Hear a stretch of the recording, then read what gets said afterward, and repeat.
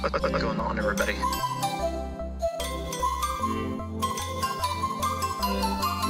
Who is that cat? Archer. You're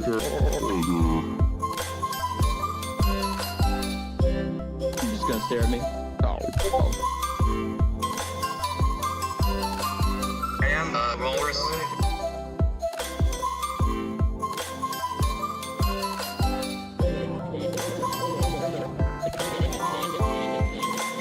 What the hell?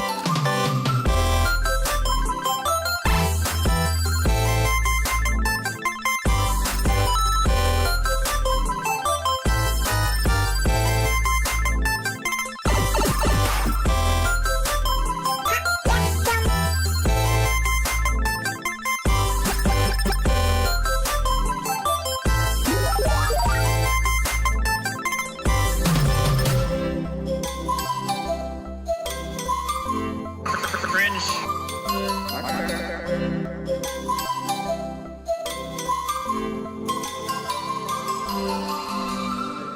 She also said that this car right back. I can complain. Hey everybody, welcome. It is Artie of Artie's Corporate Fiction. Uh-oh. Hold on, let's turn on the lights first. Hello, there we go. Hi guys, how you doing? Happy Veterans Day. To all of those in the US. Anybody else who celebrates it.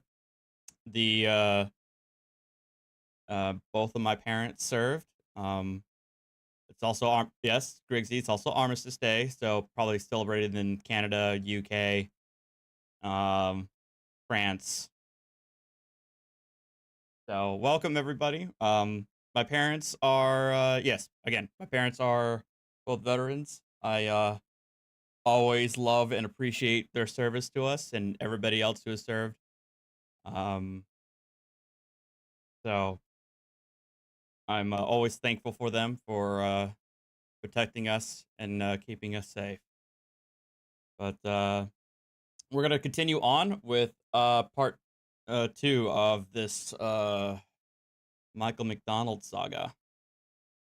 So let's we're gonna get right into it. Meanwhile, I'm just gonna be fiddling around with the overlay, kind of making some adjustments. So it's gonna be exciting stuff.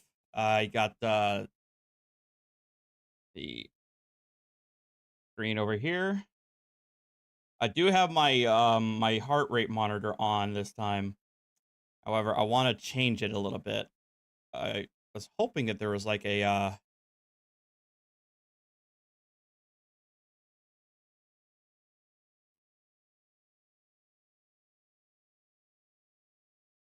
Thanksgiving version or fall version, but now they got the spooky stuff.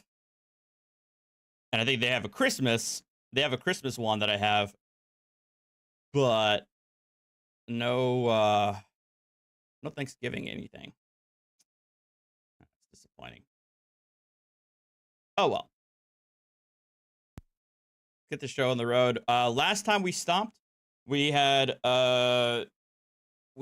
finished the examination of Mom, or Mrs. McDonald, and I believe now they're going to call her stepdad to the stand to talk about the tracking device that was found in the vehicle. So this is going to be an interesting one. Hopefully the I kind of tried to adjust the audio, so hopefully you guys can hear it better. I haven't. It's the stereo version hasn't been fixed, but hopefully y'all can be able to better hear this. So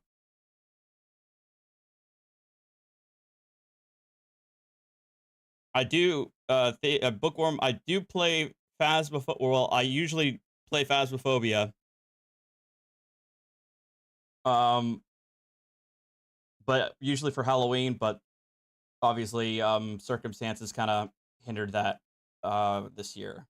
But I mean, if people are interested, I'm always down for Phasmophobia, even in the off season. All right. As to recent conversations he's had with Michael in violation of court orders, he'll also talk regarding lateness of drop-offs and pickups, and also regarding a tracking device that was placed in Candace's car that he assisted in removing. All right. Go ahead and grab him. In the meantime, as to lateness, that's cumulative. I'm not going to allow him to testify as to that. Okay. As to the tracking device in the car, I'll allow him to testify to that. The court's heard brief testimony from him previously, but I want this record to be complete and counsel to have an opportunity to cross him as to that issue. What was the other issue you were going to tell me? Oh, communication with him in violation of my court order? Yes. All right. Counsel, that issue.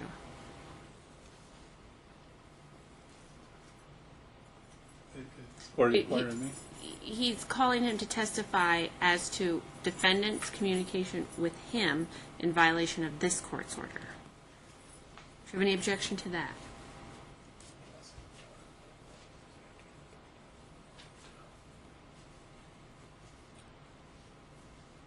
I don't know that he can lay a foundation for the communication came from. Well, that's going to get difficult evidentiary-wise, and I'm not sure.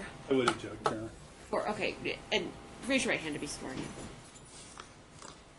Do you solemnly swear the testimony you're about to give in this action should be the truth, the whole truth, and nothing but the truth, so help you God? I do. Have a seat, sir. State your name for the record. My name is Dan Dixon, And tell me how you spell that. Dixon. Thank you. Counsel, go ahead. Dan, could you tell me how you're related to Candace? I'm her stepfather. And how long have you been married to Candace's mother? 12 years, going on 13. And have you been involved at all in this matter, in this divorce matter? Yes. How have you been involved? I tried to mediate some type of a settlement with Mike and Candace and Mike's stepfather. We kind of sat down and was trying to work things out, and it just kept on falling apart. I was there when Candace was living at the house, and Mike had moved out to his father's house. Jassa asked, do you think Michael should not take the stand? Absolutely not. I think in the few hearings that I've seen, he does himself absolutely no favors, and it would be far more damaging to him if he tried to go on the stand and defend himself, because he would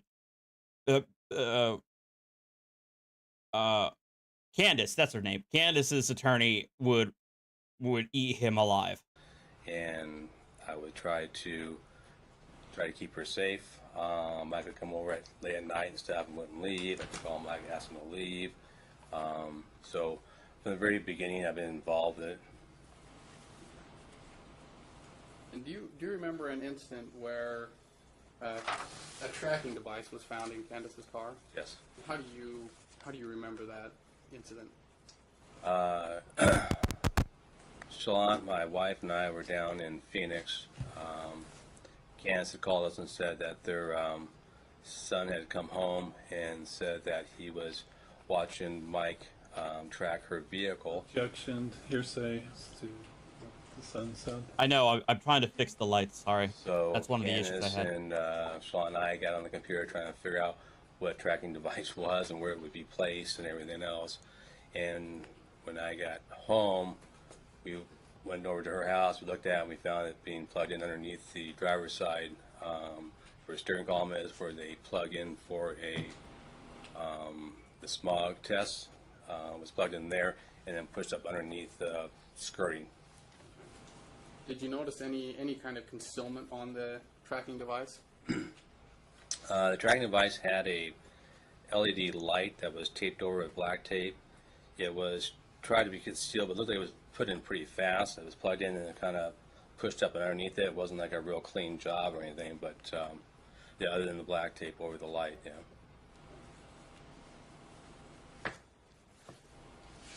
Do you recall when this was?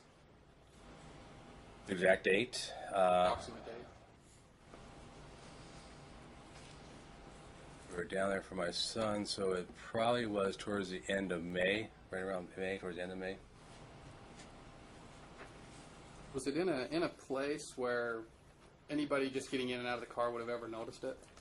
No, you have to get down on your knees and look underneath it in order to really notice it. I mean, you might be able, if you're standing back from an angle, you might be able to see like a little cable, but it wouldn't look like it was out of place at first.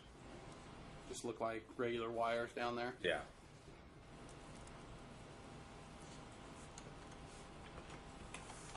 Did you help Candace remove the tracking device?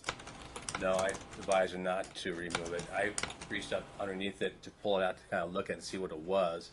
We took pictures of it, put it back, and then I think she contacted you to find out what to do.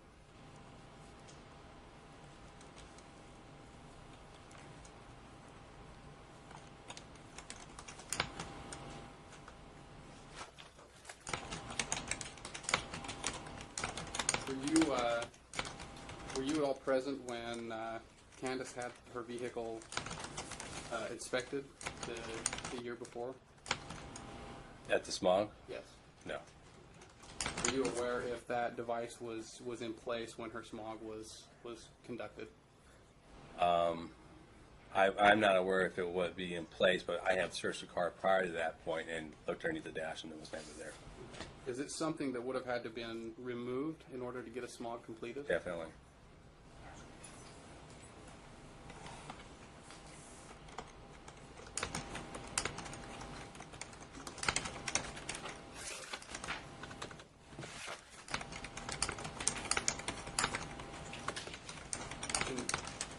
Have you received any recent communication from Michael?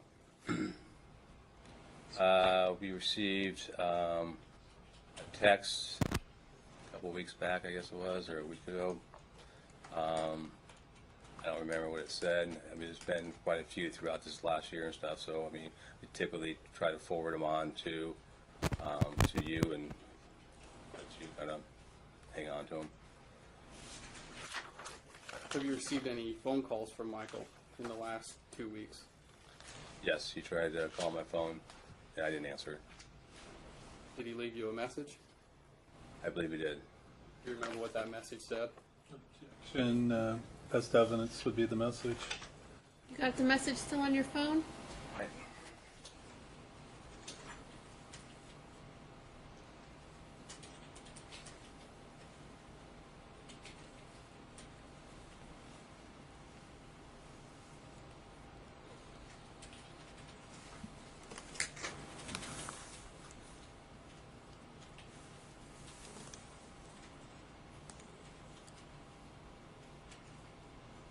Looks like it was on 7/28.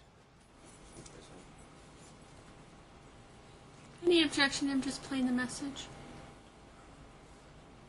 I would. Your objection was best evidence. I'm giving you the best I would, evidence. Your Honor, because we haven't been produced. It has been identified as it's an exhibit. Oh, I'm going to allow it. Go ahead, play the message.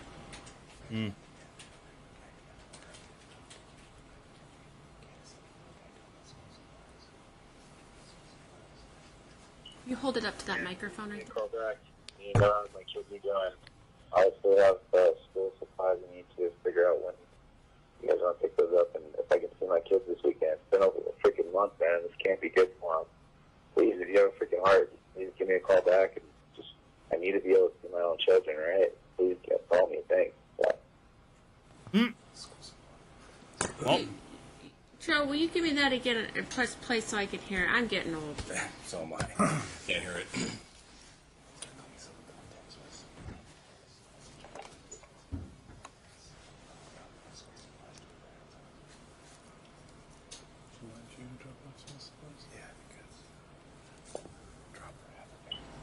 Dan, please give me a call back.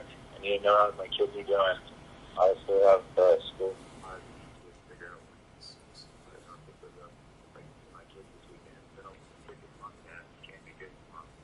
Please, if you have a freaking heart, please give me a call back. I need to be able to see my own children, right? Please call me. Thanks. Thank you. Other than the voicemail, are there any other communications that you've received from Michael? thank you. Just text and voicemail, and I think that's it. Trying to be presentable today. Overall, how has your life been during this divorce proceeding? Objection relevance. Counsel, how's that relevant? He's been involved in this case and had to deal with this for over a year now. Right, which is all totally and absolutely unfortunate. However, it's not relevant to any best interest factor I have to find. Next question. To Michael's behavior and his. You can ask him about Michael's behavior, sure. Have you?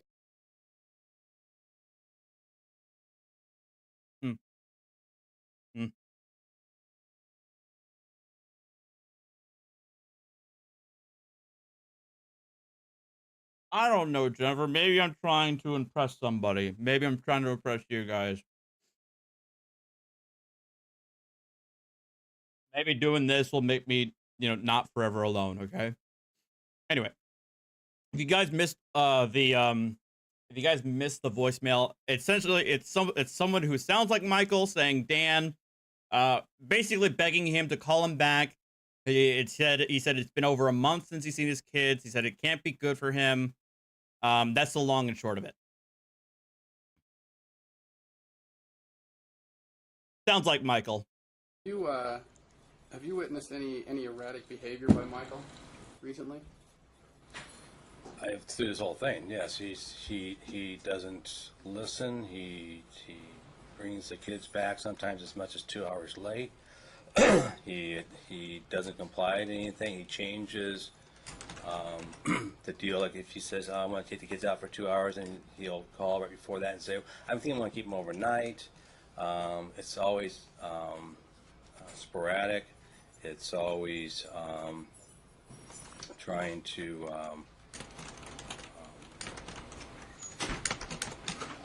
be controlling and trying to keep us at bay. It seems like he's difficult to deal with. He doesn't seem like he has any remorse when he brings the kids back. Oh, I'm sorry. Here you go. After we've been sitting there for 2 hours, and each time we ask him, "Can you please bring time? Can you please be timely?" He still will not do it. Have you noticed any change in Candace since she's been separated from Michael? Yes, she's much more calmer, and she's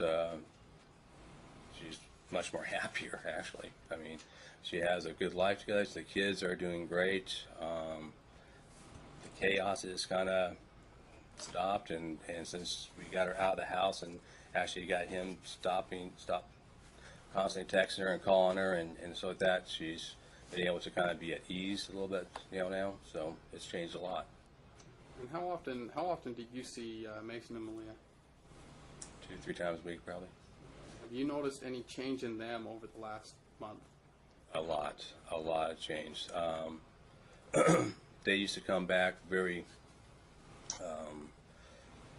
tired and dirty and hungry, and it seemed like they were just like going all weekend long, to where their schedule was all messed up. Now she has them on a nice schedule to where they're very calm, they're listening, they're doing great. Okay. And you were always the point of contact for visitation and drop-offs, pickups, correct? Yes. Unless we had to make other arrangements because we were out of town or something. And this change you've noticed just in the last month or so, correct? Yes. When the children have been primarily in the care of Candace? Yes. I don't think I have any further questions, Your Honor. Counsel? Did you do anything in preparation to give your testimony here today? No. You didn't review any documents? No. You didn't speak with anyone? Didn't even speak with your stepdaughter's counsel? Spoke with them earlier, yes. That was in preparation for giving your testimony today, correct? Well, I wasn't preparing to give my testimony or anything like that. Well, and she is your stepdaughter. I think of it as you saying, did I practice it with him? Is that what you're saying? Did you discuss what you would testify to? No. And you would acknowledge that your biases lie in favor of Candace in this matter? Of course. And from what you described, it sounds like you were present for every time Michael returned the children from a visit. Were you present? Like I said, most times, unless we were out of town or couldn't make it there, I had to make other arrangements. So, and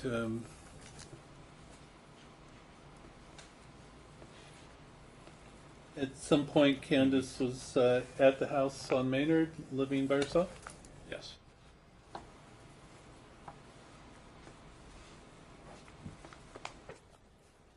You said you had searched her car previously to the time that you found the tracker. When had you previously searched her car? We did it a number of times. When she first left, she had a feeling that she was being tracked, and we My thought. question was, when had you last searched the car prior to finding the tracker? Probably right around maybe October, November of 2015. And that would be how many months before you found the tracker? 7 months, 6, 7 months. And prior to those two occasions, you'd searched the vehicle how many other times? Periodically, I mean, she would say this or whatever, and I would kind of look around like that, but not probably real extensive. You never found anything during these numerous searches up until the last time? Is that correct? That's correct.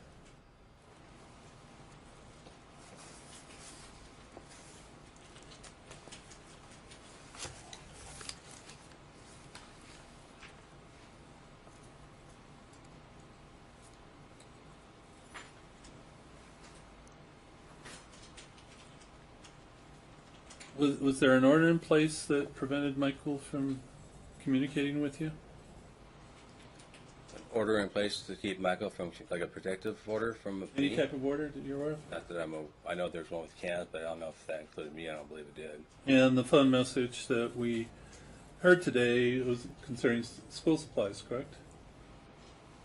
Yes. And are you aware that Candace had talked to Michael about contacting you concerning school supplies? Yes.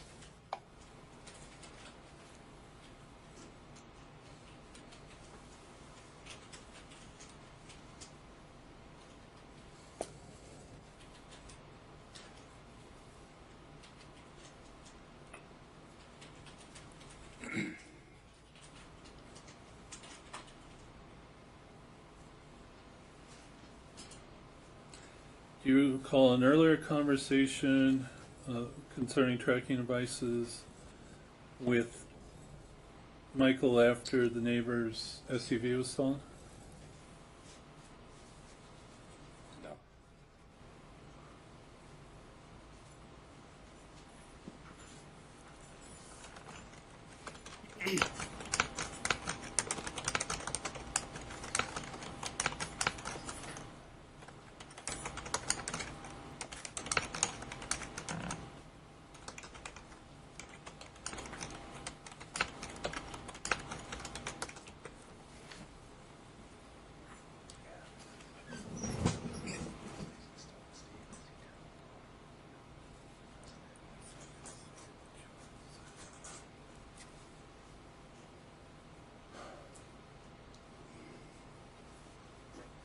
I'll pass the witness, Your Honor.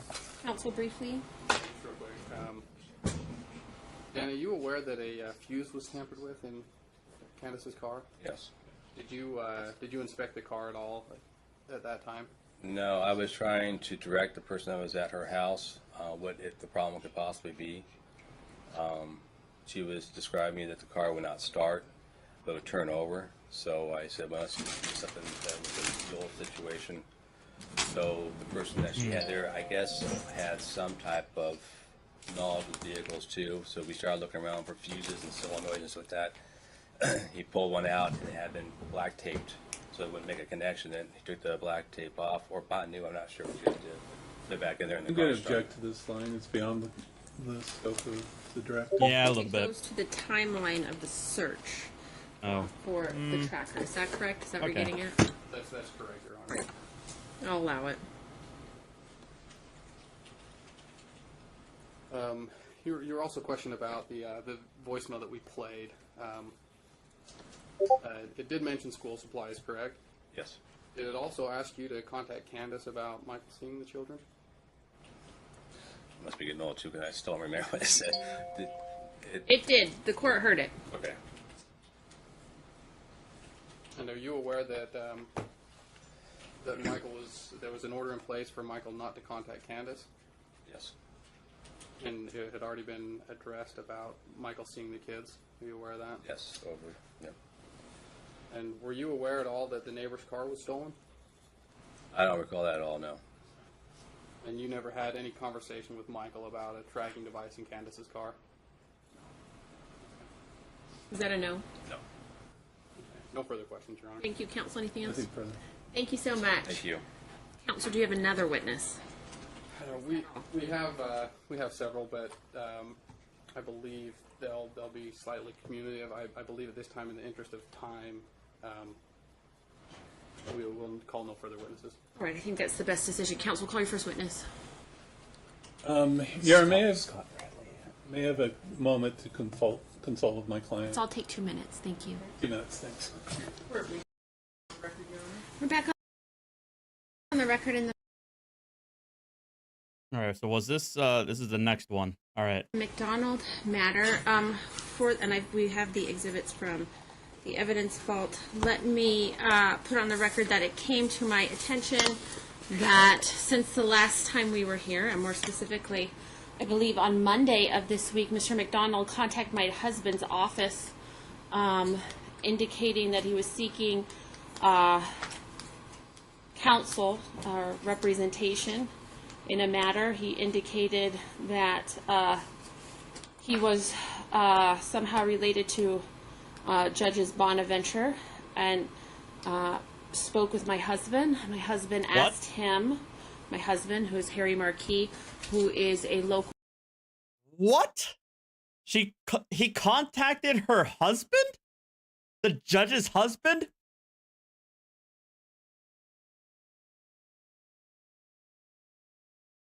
Attorney here in Las Vegas for quite some time. Asked him which department the matter was in. Mr. McDonald, I understand, indicated that it was in this department. My husband said, well, Right, I understand that. Marquis. And I cannot appear in that department, and attempted to end the communication. Mr. McDonald requested a referral. My husband declined to give him a referral to another attorney, and the communication was ended at that point. I advised counsel at the bench. Counsel, you've had the opportunity to speak with your clients regarding that communication. I don't know the totality of that communication. I know that that was That is the wild. sum of the communication. He certainly did not retain my husband. My husband hasn't represented him. My husband had no communication, nor do I know it a fact that he's related to the Judges Bonaventure. And my husband had no contact with Judges Bonaventure on this issue.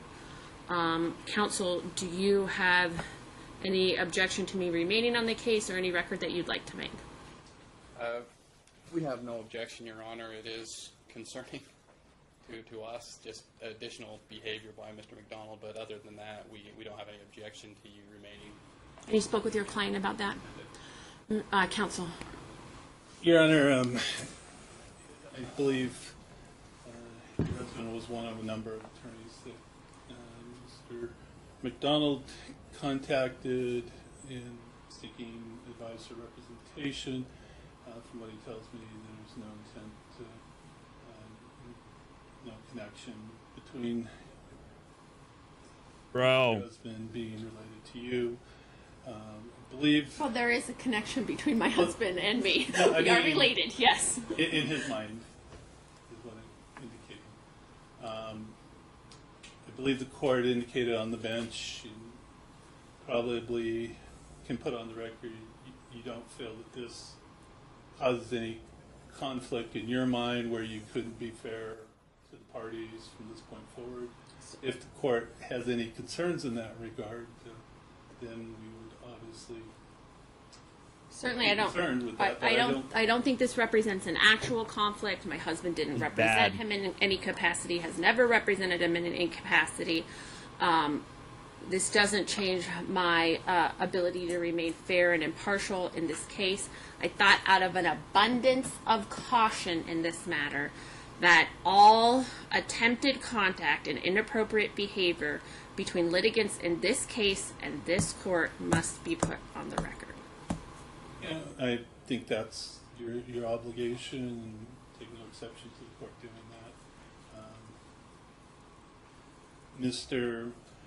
McDonald advises that you may be involved in a case also involving his parents. He just was expressing concern whether that might somehow affect the court's ability to hear this case in part. Mr. McDonald has stated previously in previous hearings that I have heard or am going to hear his parents' divorce.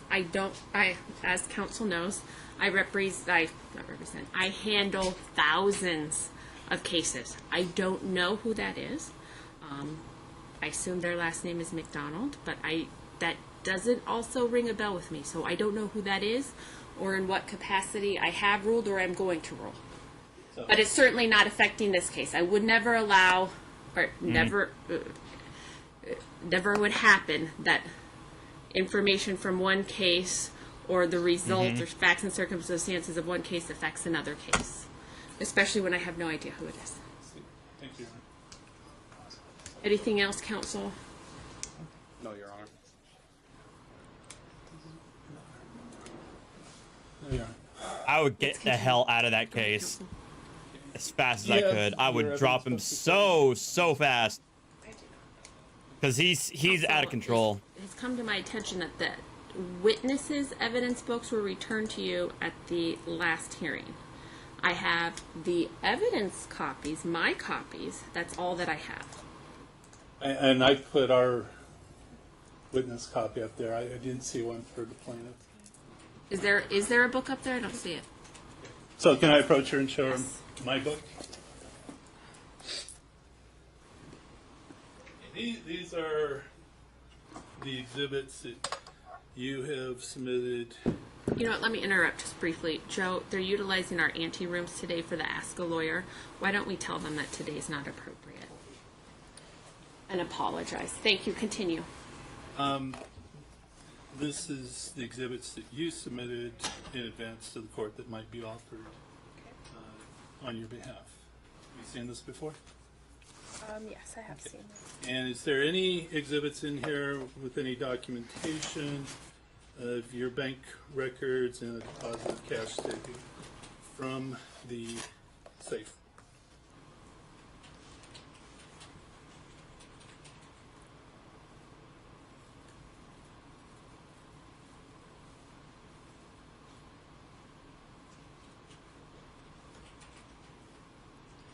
No.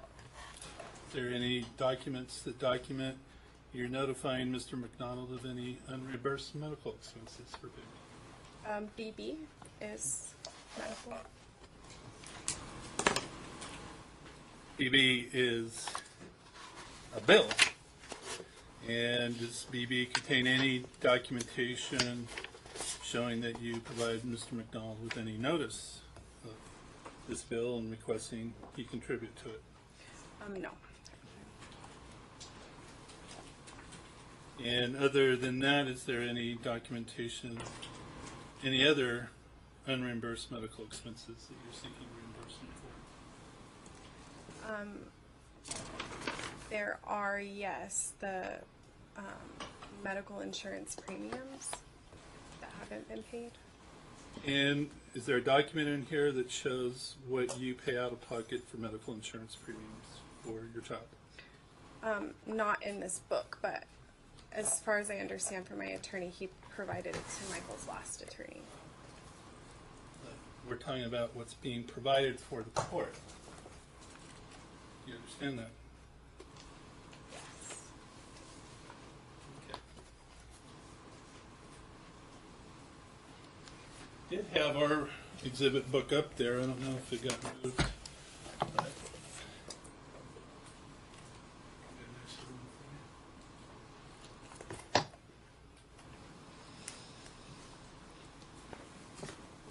Yeah, let's talk about the residence on 5813 Maynard. What year was that purchased? It was 4 years ago, so 2012. And I believe you testified the purchase price was $74,000. Yes. Are you sure about that? Not entirely sure. No. And in fact, the purchase price was $97,000, wasn't it? Oh, I don't think it was 97,000. It wasn't that. I know it wasn't even close to 100,000 How do you know that? because of the neighborhood that we live in. So, I think your testimony before was that it only became a bad neighborhood after you moved in. Are you changing your Correct, testimony? but I mean, the homes are older, and when we went to do our approval for our how much we could be approved for a loan, it wasn't over 80,000.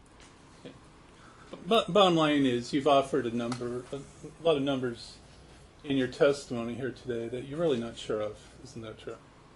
I know how much we owe in the house, and I know how much the. And that's not answering my question, ma'am.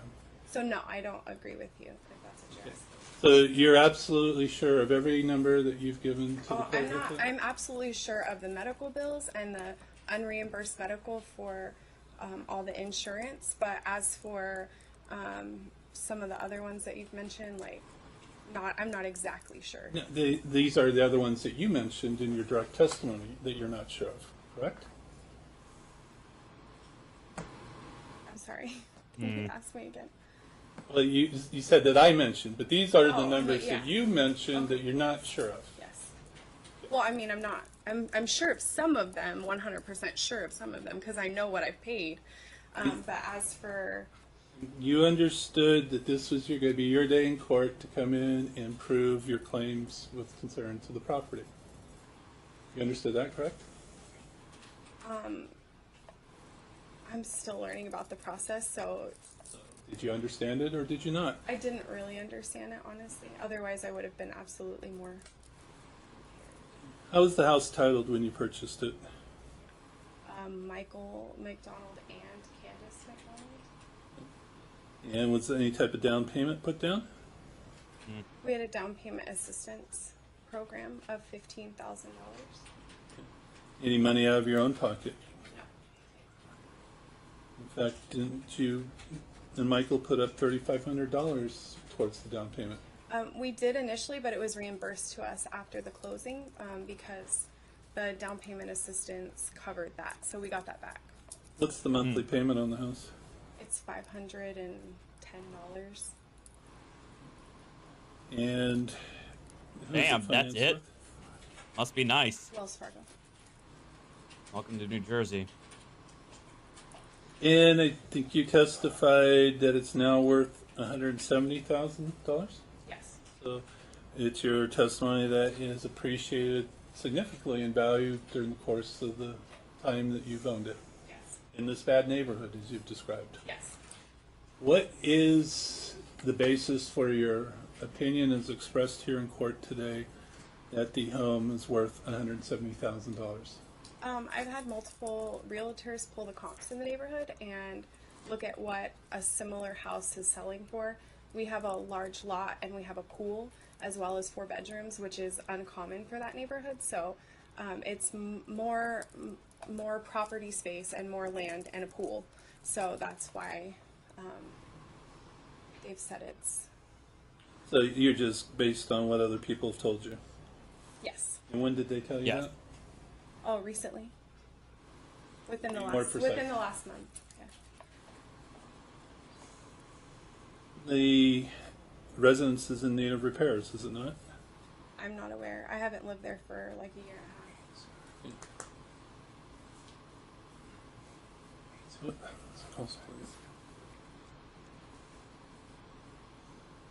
When's the last time you inspected the home to assess its condition? When I left in May of 2015. Are you aware that it needs repairs to the roof? I'm not aware of that. Are you aware that it needs repairs to the main sewer line? It is in need of landscaping as well, correct? Hello. It definitely needs landscaping. That's for sure. It does need landscaping. Yes. It does need landscaping. Has the house ever been formally appraised to your knowledge? It Not that well, it was appraised when we bought it, but I don't think recently it's been appraised. Would you be willing to accept your share of equity in the property in return for Michael being able to keep the house? No. Oh, wow, really? This is a house that your children grew up in, correct? Yes. Why? Because we have tried to make a settlement. Tell me about the settlement negotiation.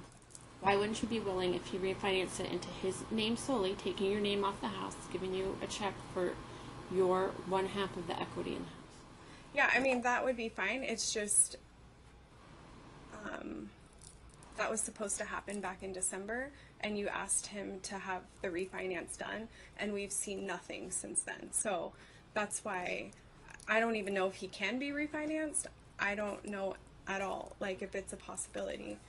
So in that case, I mean, it would be easier for me if that happened, but just since that we have seen nothing since 6 months or 8 months, it makes me believe that he's unable to do that. But you haven't been able to reach agreement on things such as the value of the house, the amount of equity.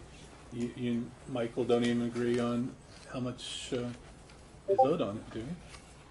I don't know what he believes, but I know that as for me, I'm willing to have someone come in and appraise it. I'm willing to, have him buy me out of my portion. I'm willing to do all of that if it's possible. When you left the house in May of 2015, you took the possessions you wanted. I did not. I left everything the way that it was so my children would be comfortable in that home. Well, did you take any possessions? I did take clothes, and I did take shoes and a few memories, but other than that, I left that house perfectly so that when my children visited that home, they would not be afraid. And they would feel comfortable. You have filed in this action request to the court that you be awarded all of the furnishings in the residence. Isn't that true? I'm not sure. I mean, like, honestly, if he wants to keep them, I'm willing to negotiate on that too. Like, I'm all for just ending this amicably, and if he wants to keep that stuff, I'm willing to walk away from those things if we can come up with agreements on other So things. you're no longer Yeah, Sam, this is a divorce case, an ongoing divorce case. So right now they're testifying. Well, right now I think they're testifying as to usually involving like the marital assets or the community assets. They're both called I call them marital assets, but I know people call it community property. Same thing. As well as eventually deciding on custody and visitation. asking that you be awarded all of the furnishings. No, I don't need all of the furnishing. I would hope that my children would feel like in their own beds and their own, But I mean, if there's equity in some of the things that we shared, I would like to split that. As far as the 2011 Mazda, you said the purchase price, you gave your recollection as to what it was. Isn't in fact the purchase price was $25,000? No, I don't believe so. I'm actually not really exactly aware. Okay, so when you told us earlier that was $23,000, you really weren't aware at that point either, correct? No, I mean, I know it's within 20, but probably between 21,000 and 20, maybe 23,000. But when you were asked that by your counsel, you said 23,000. You didn't say, well, maybe 21,000 to 23,000. You recall that? So I think I said 21,000, not 23. Okay. But yeah, I'm not really aware. It's been a while since we got that far. And How much we owe on it? Because I've been making the payment. and who's the financer on the payment? USAA. Glad our What's the parasocial monthly relationship payment? works out. $351. How many miles does it have on it? 44,000. And you said it was worth, I believe, 13,000. Was your testimony? Yes. Did I get that number right? Yes. And What is your basis for indicating that to be the value of the property? The Kelly Blue Book value When did you review that? within the last month. And as far as the 2000 Mercury Cougar, you said you paid $6,000 for that? Omega, if I really wanted to go full parasocial, I would just make a VTuber avatar. I just like hire somebody and drop like a lot of money, like $1,000 to make it like actually high quality and just be a VTuber from here on out. You said it was a 2001 Mercury Cougar. In fact, it's a 2000 Mercury Cougar. Is that correct? I suppose that's possible. Again, you're not sure? I'm not 100% sure. No. And this was purchased from Michael's brother? I'm not sure where he purchased it. In fact, the purchase price was $1,600, not $6,000. No. Is that true?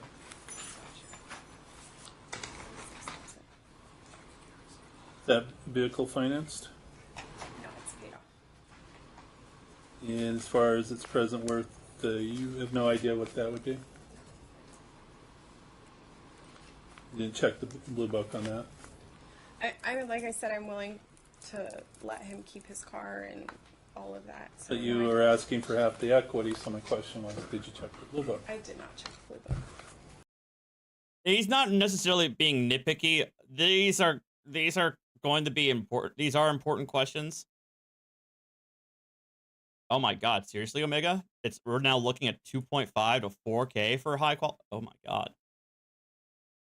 Well, I guess I know what I'm saving up for then.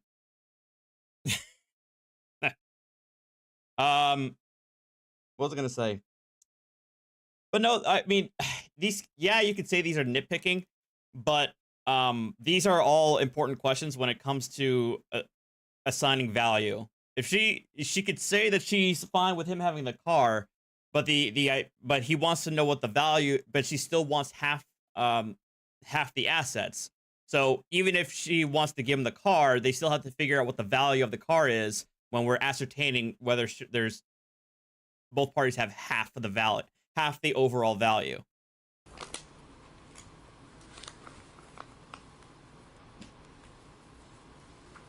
As far as any pension or retirement, you're employed by the Clark County School District?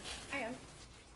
And don't you receive PERS benefits? I'm not vested till I'm 5 years in. So you do have a retirement that you're just not vested in yet.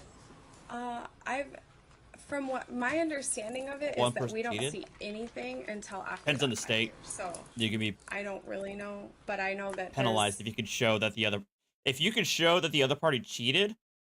I imagine some states will dock a proportion of the value as, I guess, punishment, but I'm not 100% sure. It's been a while. Nothing there.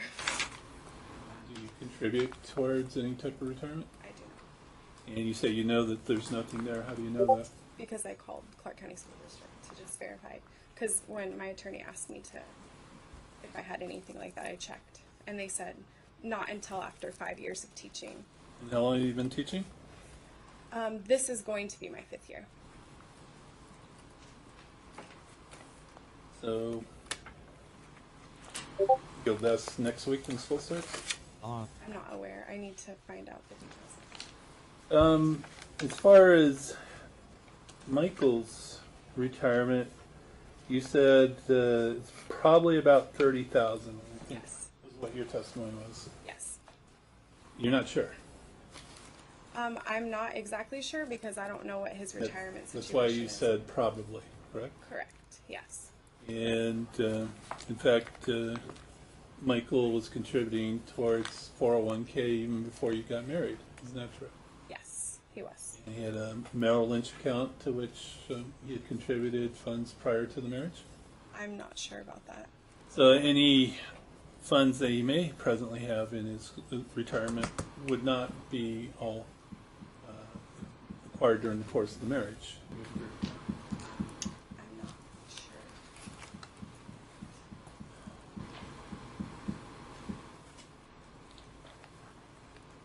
sure. And as far as payments for daycare facility. Do you have any documentation or bills for any of the monies you're asking to be reimbursed for? I've provided them to my attorney. Has he provided them to the court? I know he provided them to Michael's old attorney. I can approach again, Your Honor.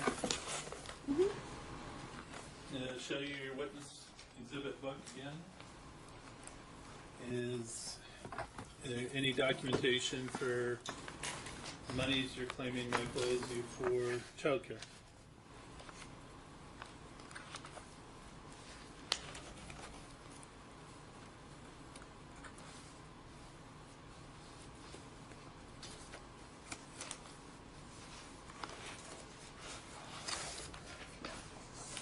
No?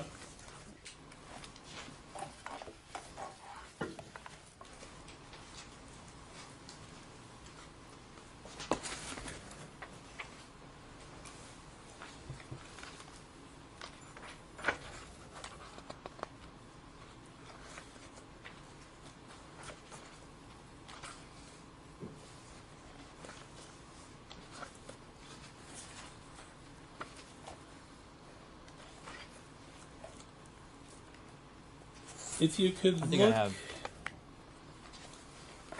at the white exhibit 9 book more years before I'm vested. that before you.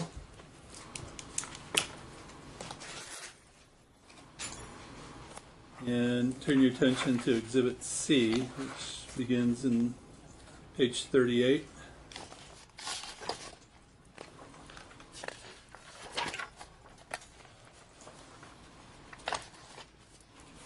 You can review pages 38 through 45 and let me know after you've had an opportunity to do so.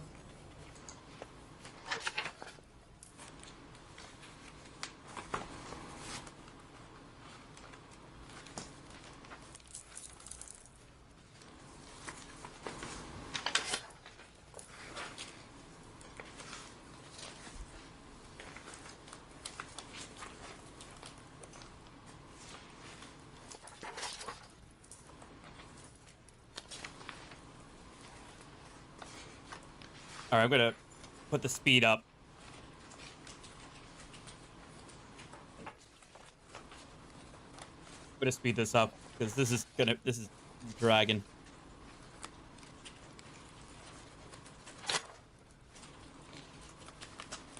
That is your financial declaration form filed back in September 25 of 2015, correct? Yes, And you haven't updated that financial disclosure form since? I have not. Have there been any changes to your finances since then?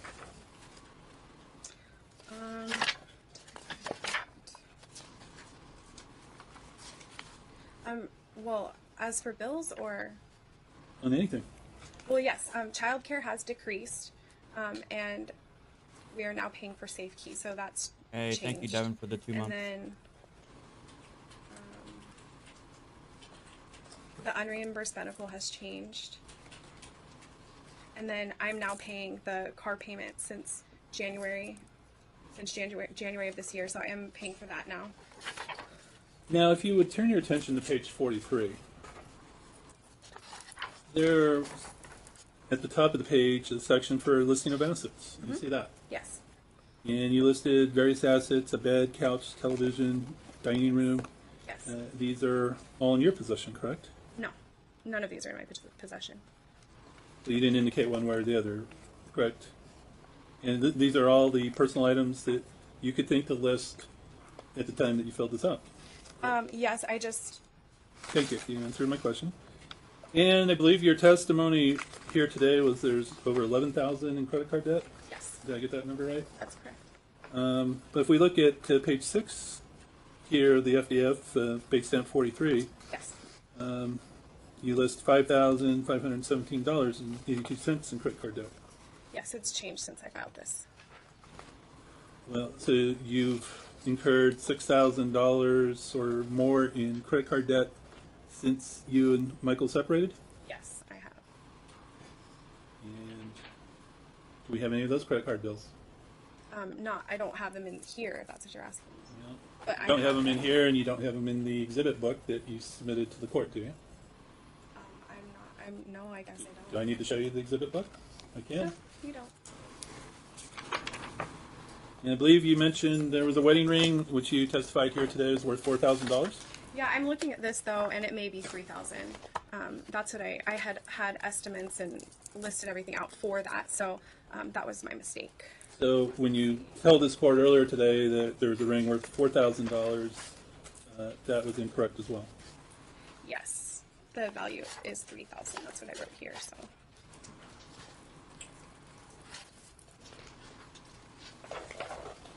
Now, the wedding ring, where was it when you last saw it? You said, It was in a small drawer in my room. I had taken it off and left it there, and Michael told me he took it because he was mad at me. when did he tell you that? After his visitation with the kids. He said, "Ha ha, I have your wedding ring now. You're going to have to fight me for it." Is that documented wow. anywhere? No, it was over the phone, so. No. When do you say that he told you that? It was in May when I left him. We were switching off with visitation, and he would come to the house, and he went through my drawers and took the ring. You didn't see him take the ring? No, he told me he took it. I did not see him take it. When it was actually lost, wasn't it? No, it was not lost. It was in Michael's possession. You wouldn't take the ring with you when you left? He had already taken it before I moved out of the house. I didn't move out of the house until July. We separated in May. He moved in with his dad. I moved into a condo in July. So I couldn't take it because he already had taken it in May. Is there any outstanding tax debt of the marriage? I'm sorry, any outstanding Tax debt? tax debt? IRS, taxes? I'm not aware of any.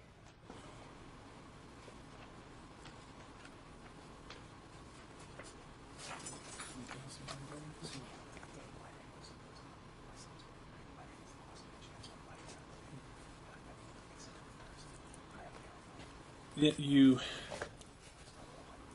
son has a history of playing with rings, and No, he does not have a history of playing with rings. Expensive wedding rings. didn't Michael have a ring that was lost by Mason? No, that did not happen. You didn't go out and buy him another ring? No, I did not. Any other questions?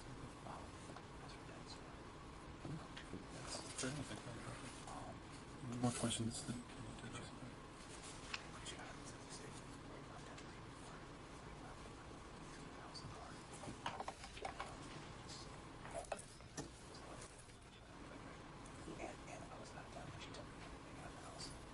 Wasn't it in fact true that the time you and Michael separated that the only debts you had was on the house and the vehicles? No. You had been on a budget. I think you testified previously that Yes, reduced I was your on a debt. very, very strict budget. Which reduced the reduced credit debt. card debt you had But we had previously credit card incurred, debt. correct?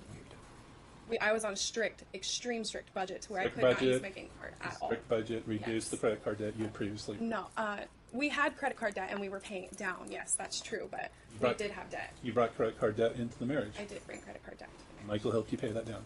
He did help me pay it down. That's true. By restricting my life and my money. Move to strike is non-responsive, Your Honor. No restricting counsel. We've spent almost an hour and a half on this. These are I'm- very, very few assets and debts. I have no further Let's questions. move along. Counsel, anything further? Just a couple real. I'll be quick, Your Honor.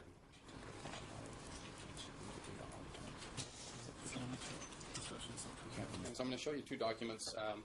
They're included in plaintiff's exhibit binder, which would be exhibit 28. And they're base number TLA 00193 and TLA 00198.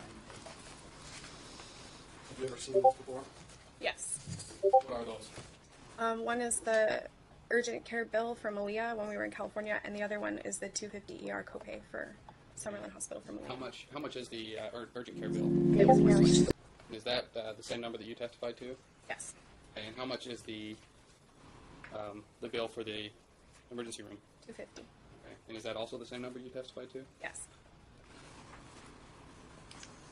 And you were asked a question by opposing counsel on whether you would be willing to let Michael stay in the home. Yes. Do you have any reason to for concern for Michael remaining in the home? What is that concern? He's threatened to destroy the property on multiple occasions. Do you remember when that was? It was as recent as one of the talking parents message that happened last month. And what was the reason he said he would destroy the home? Because he wants me to end up with nothing. And then you were also questioned about some of the debt that you incurred after leaving home. What was that debt incurred for? It was mostly, I mean, I'm a teacher, I don't make very much money, and I've been solely responsible for paying rent and half of daycare cost, half of the medical expense, which is almost $500 a month, various ER visits for the kids. I mean, just life stuff, sometimes groceries or, whatever I need. But yeah, I did incur that debt. Did you ever use that money to go on vacation? No. Just party? No. You also had there was a discussion about when you locked your ring, Yes. and you testified that Michael took that ring and he told you he took that, correct? Yes. Is that the same time that Michael took your journals? Yes. And it's also the same time that he pulled the fuse in my car. That's all in the same night.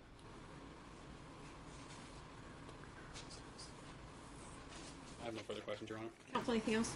In fact, you left your journals in the safe. You didn't take them, did you? I was in a panic when I left. So yeah, I mean, I grabbed what I needed and I did leave my journals. So you left your journals, but in answering your counsel's question, you left the impression with the court that he took them. Well, Not true, is it? it's confusing, but when I moved out, or before I moved out, he took the entire safe. So they were still in my possession when I lived in the house from May to July. But then when I moved out of that house, he took the safe, which included my journals, and I did not have a key to that, so I couldn't access my journals. Michael's Good not destroyed the question. house. Yes, I'm not sure. I don't know. I have no idea if he has or not, but I have fear that he will. Well, this fear didn't motivate you to check that out in any way, did it? Oh, I've driven by the house one time just after he made that threat because I was afraid that he might do what he said he was going to do. Driven by his house as late as 3 in the morning. No, I've never driven by at 3 in the morning. You didn't see any damage when you drove by the house? I mean, visibly from the outside, no. Nothing further. Counsel, anything else? Nothing else, Your Honor. All right, thank you, ma'am. Counsel, the next witness is Mr. McDonald, is that correct? Defendant or plan for us, yes. All right, sir, come to the witness stand and remain seated. Raise your right hand, please.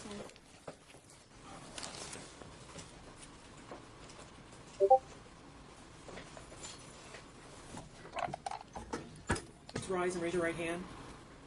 Do you solemnly swear the testimony you're about to give in this action shall be the truth, the whole truth, and nothing but the truth, so help you God?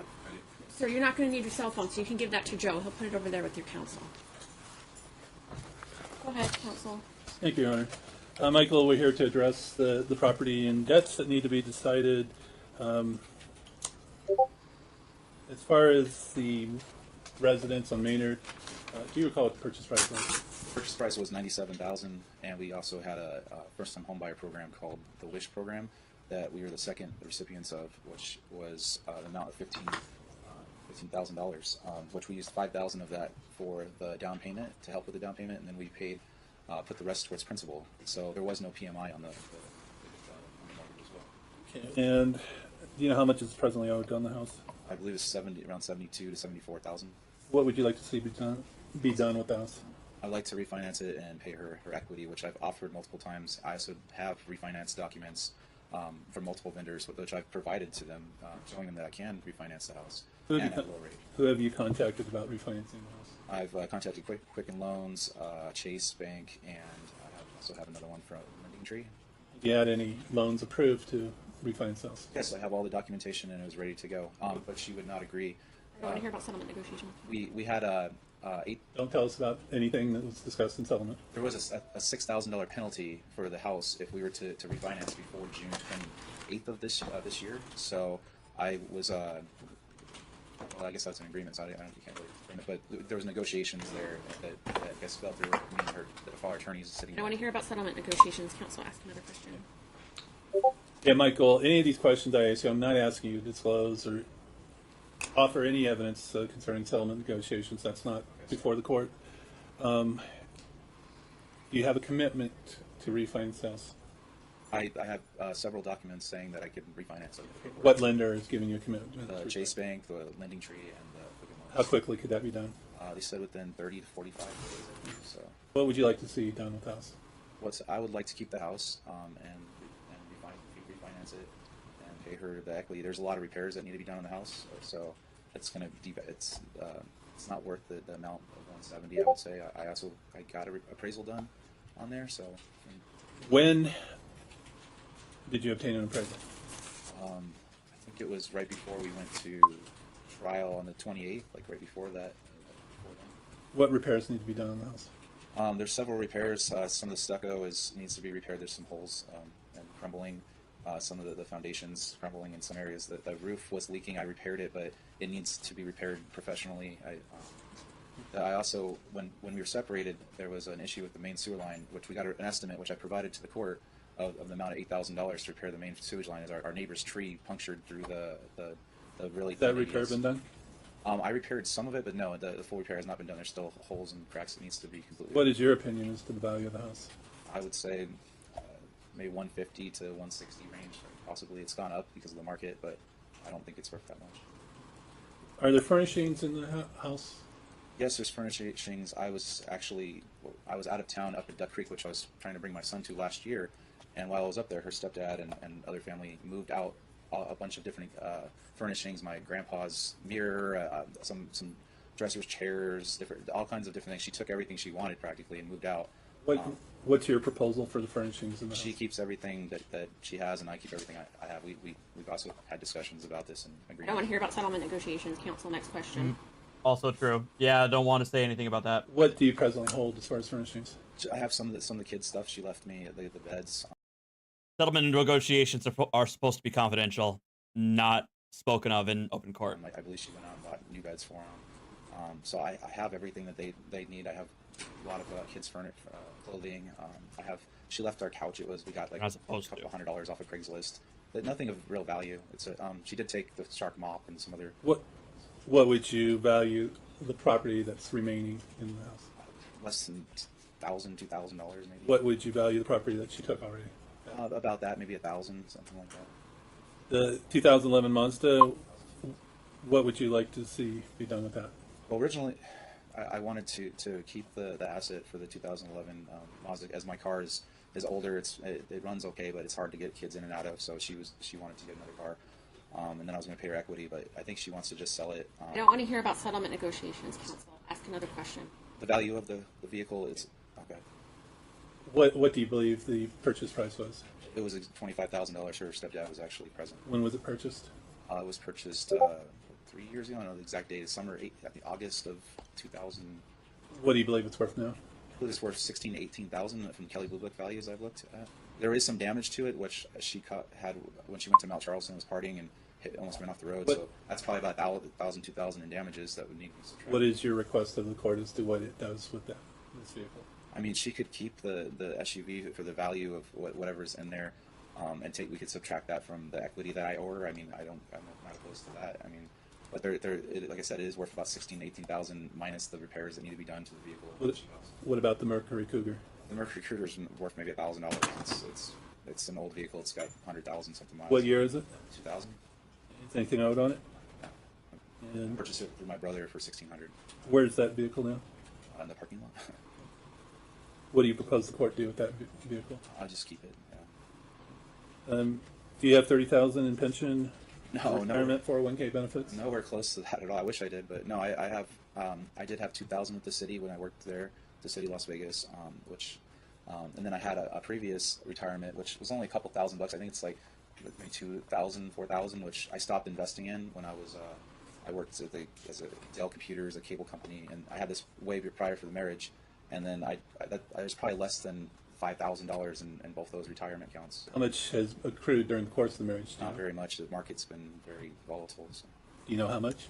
How much has been accrued? Maybe $500 or less, maybe $200 to $500. So we actually didn't have retirement at all until we got out of debt, which was about a year ago or two and a half years ago. We were debt free, and then we made the mistake of getting a brand new vehicle and going back into debt. Have you been provided any requests for payment of medical expenses as Candace testified earlier today? No, I've not seen any medical documents whatsoever. I did the first time I saw them was in the exhibit for the pretrial memorandum. So I was unaware of any medical at all. She's not provided me. She keeps saying she wants me to pay for medical, and she also, I believe, goes to the doctor for every little reason, sniffle, and I don't believe it warrants that a lot of times. Child care expenses. I've been paying. Provided any expenses for child care? No, and I've been paying. There was right when we separated, there was about maybe a couple weeks. I think it was in August that she put them in, and ever since we went to court on September last year, I was paying half the daycare. So there is nothing that I owe in child care. I have records and receipts for all of that as well on my phone, or I think I provided some in the court. So She says that you told her you took her wedding ring when you got mad at her. Did you do that? I never said that. No, the wedding ring was lost. Like my son actually took my ring. He was playing with it, and I still have not been able to find it. She bought me another ring, which replaced mine, and it was more comfortable and everything. So when did you learn that Candace had lost her wedding ring? when she claimed that I stole it when I was away from when we were separated and I was away from the house. So, When was this? July, August of last year. She says that she took $2,000 of cash out of the safe. Do you dispute that claim? Yes, there was $10,200 as we kept a ledger. Well, I did, and she knew about it. We also would have monthly budget meetings where we were saving up to do our yard.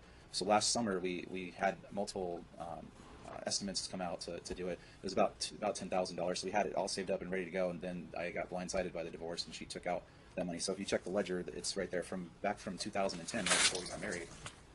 And it was on back of a letter she wrote me too, just as motivation of different things. Can I have this marked, Your Honor, approach witness?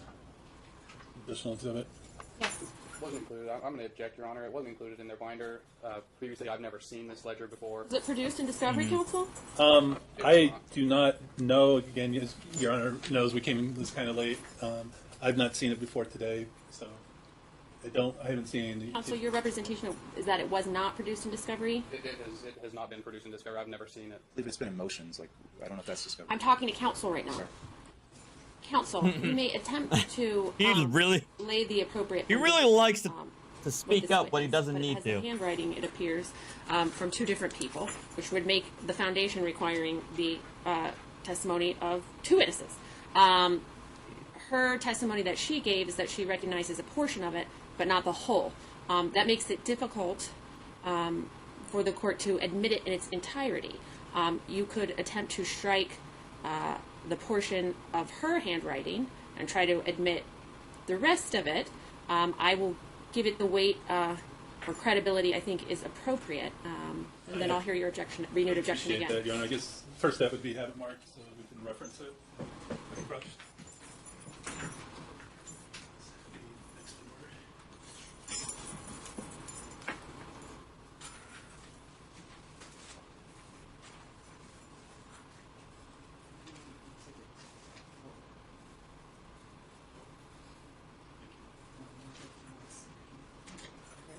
Mr. McDonald, I'm going to show you what's been marked as proposed exhibit. Oh, did you review that? Identify it for the court. So this is our deposit ledger that we would go and monthly or every couple months deposit money, sometimes together. Sometimes we count the money together and we put it in there and we write it down as a goal savings device. So we'd have it there and a record to keep track of how much money was in our safe at any given time. And that consists of 2 pages. Are both pages the ledger? This is the one page and this is the back of the page. So I have the original. I don't know if I brought it today, but I have it in the safe still. And were these entries made in the normal course as you were putting monies into the safe? Every time we would deposit any cash, we would put the date and the amount on there. She would be with me. We would count the money together, put it in there, and we were keeping track of it as to meet our goals. And some of the things on here, I'd write what the goals were, what we did. We paid off this, we did that. There's different. We paid off Candace's city card here. We did. So and then it says yay debt free. It was just a ledger or something to keep track of all the cash that was in. Where was this ledger kept? Inside of the safe with the money.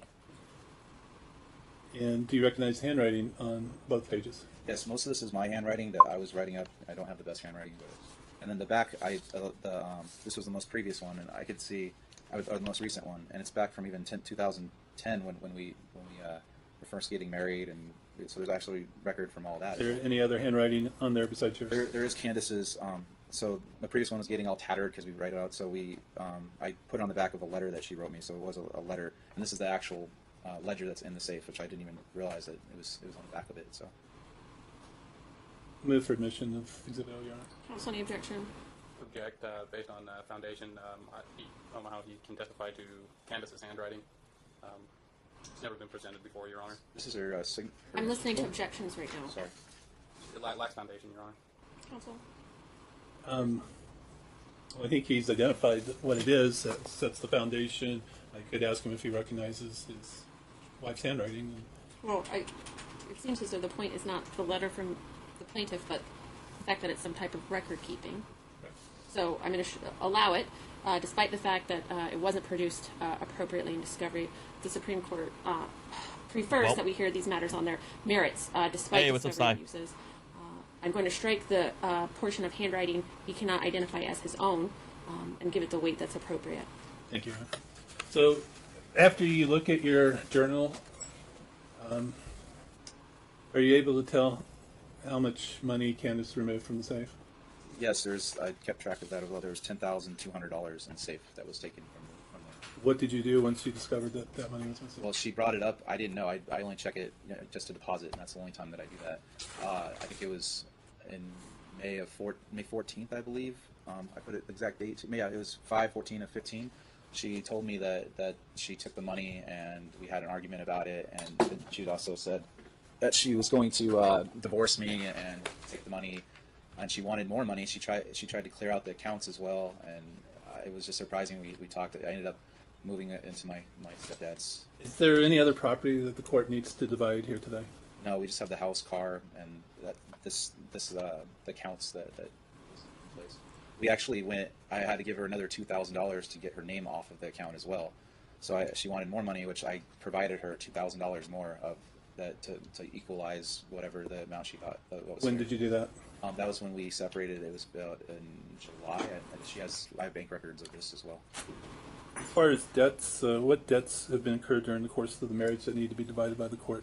We were debt free completely, except for the car and the house. That was the only two debts that we had before.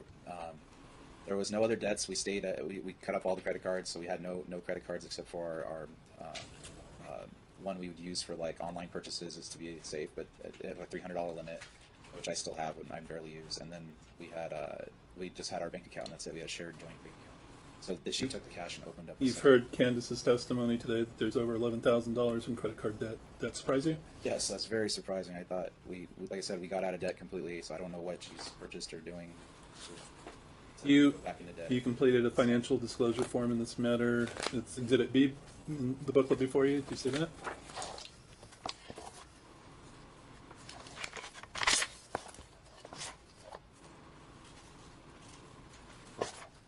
Okay.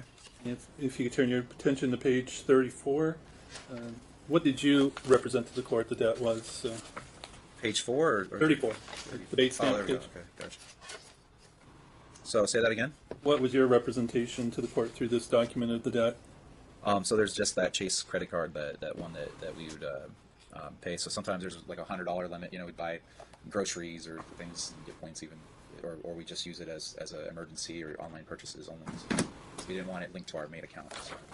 I'll pass the witness, Your Honor. Counsel? Well, your counsel asked you if you were surprised by the $11,000 debt, and your answer was yes, you are surprised, right?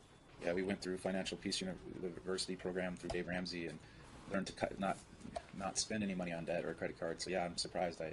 She had a problem before the marriage, like $40,000 debt, which we paid off together, student loans, everything. So it's just kind of shocking to me. I've heard of extra life duty. I'll have to take a look at that and see if I can do something. Oh no, she had almost. It was it 10,000 in student loans. She had a payment on a MacBook Pro that she has her possession. She's taken everything with her professors. She had some City Card Bank that was probably 5,000 to 6,000.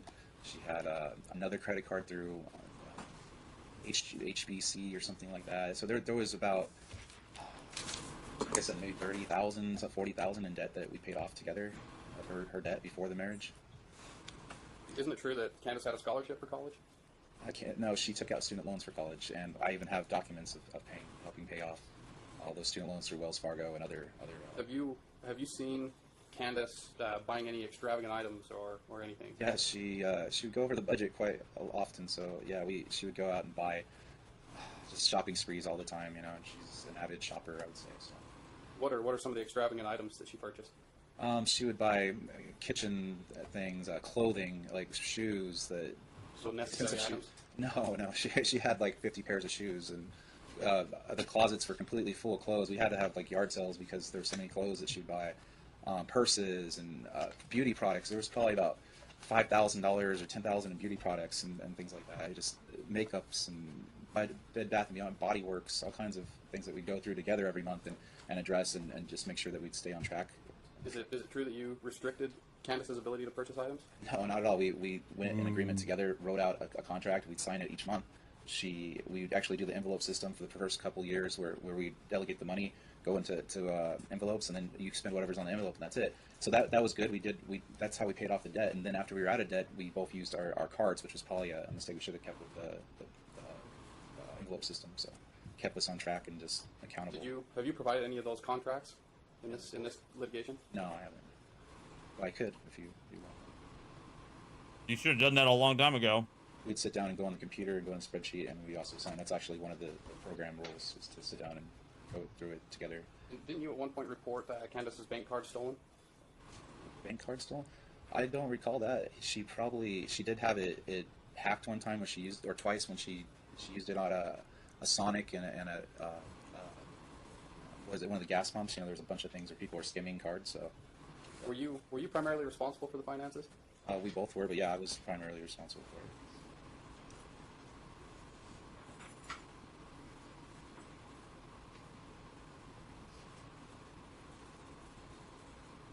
Do you find it odd that Candace would incur debt after leaving the marriage when, as you allege, she would have taken $10,000 from the safe? Yes, I was pretty surprised that she had all this cash, so I don't know what she did with it. I know she probably deposited some, but to hear that she would go back in debt after we struggled for so long to pay off all the debt, and we're so excited when we finally accomplished that goal. Yeah, it's pretty surprising. I really hope that she's pretty bad. Well, not she has problems with finances, I guess. I don't know if that's so good, but that we both overcame together. So yeah, so it is kind of surprising because you testified that Candace did. When she was leaving the house, she did contact you and tell you she was taking some money out of the safe, correct? No, she never told me until that night of the argument that we had, and she brings up the divorce and everything. So but she did tell you that she had taken $2,000 out of the safe, right? Of course not. No, she didn't tell me. She said she took all the money out of the safe. And that was $2,000, correct? No, it was $10,200, which is in the ledger that we have here. So I don't know where that money is. I don't know. Hopefully she deposited it all. I don't know.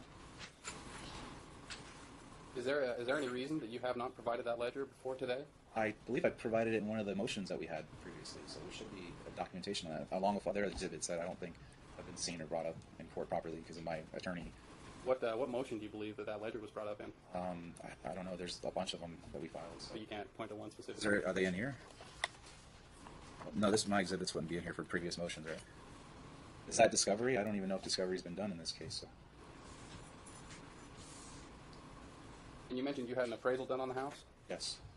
And you believe that was just before one of our court appearances? It was when we were in talks of refinancing the house, and we were trying to agree to either split the penalty or wait till after the expiration of the first-time home buyer penalty. So. Have you provided any documentation of that appraisal? I did supply some to my attorney that I think he sent over to you for like an RE, my real estate appraisal for it, and then I actually paid for an appraisal as well. Do you have a receipt from that appraisal? Yes, I do. Is it? Have you supplied that to? I think George, did he not supply that to you, like through email? I think it just should be record of that. I gave it to my previous attorney. Oh my God. Have you provided any documents that are in your exhibit binder regarding any of the alleged repairs that need to be done to the home? Yes. I don't know about this one, but with George, I supplied. Do you have a copy of the binder in front of you? I wasn't in talks or wasn't able to supply it, but yeah. The one entitled defense binder, is that in front of you? Is it? Okay. So yeah, there's a receipt for estimates for $8,000 for repair for the main sewer line. Is that in that binder? I'm not sure. I have it over there, possibly though. Can I, if it's necessary, I could show you it. I just want to know what's in that binder. Like I said, I wasn't the one that put this together, as we had very little time to prepare or even see my counsel because of what happened with my previous counsel. So is your answer no? There is no documentation that you've There's provided documentation to the in court, my. that you've already provided to the court regarding any of these alleged repairs that need to be done to the home There is documentation in in your binder that have been presented to the court. that I don't know because I don't know exactly what's in here, but I do have documentation of And it. the appraisal that you did, is that included in the documentation that's been provided to the court? That I am unaware of. I know I gave it to George. I don't know if they have seen the file or not for that. Other than your ledger, do you have any other proof that Candace took $10,000 out of the safe? That's been presented to the court. I could probably have my brother testify for knowing that we have always kept money in the safe, which I showed him because he's given me deposits a long time when he was living with us when we were married. Other than that, I don't. There's just between me and her. It was a private thing. So other than the ledger that was for the first time presented today, you have no other records to show that Candace took money out of the safe. Well, I could show bank records possibly of withdrawals or things like that, but no, I don't. Are your bank records included? I provided them to George. I don't know if they're in here or not.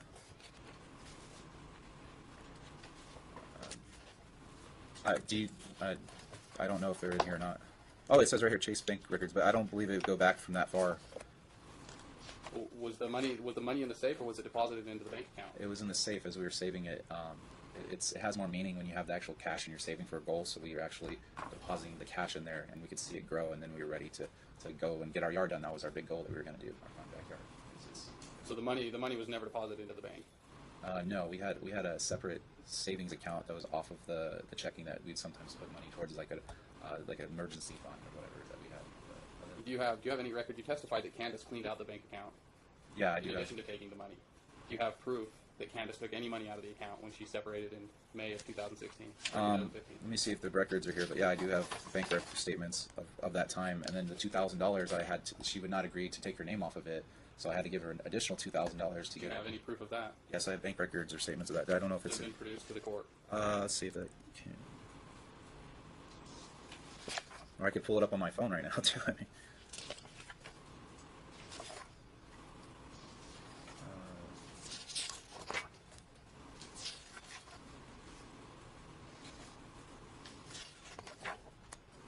And I also provided it to George. I don't see it in here, but I do.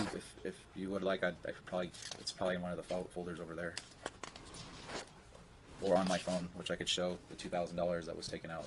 You mentioned that you had about $4,000 in a 401k account before the marriage. Is that accurate? It was about that. I don't know. I actually had to take some out before. So it was around 4,000. That was accumulated 4,000 or 5,000 before the marriage ever occurred, and then we did. Who is that? What is that account with? What was it through? Merrill Lynch, and I also have the city. But the other previous jobs I had did not have 401k. Strategic Telecom eliminated it right when I joined that company. What is the retirement account you had with the city? It's all I vested in it was $2,000. So total it's less than $4,000 to $6,000. I don't have anywhere near $30,000. Didn't you testify when your attorney was asking that it was only $200 to $500? For what, the city? For the city account? No, the city was $2,000. Yes. And what account is that? Is that a PERS account or is it a 401k account? It was a 401k account. I don't think I was invested in PERS. Did you know who that 401k account is through? Was it Mass Mutual or something like that? Did you ever make any withdrawals on your 401k account? No, not besides that one before we were married. And that was in trying to get a house or something.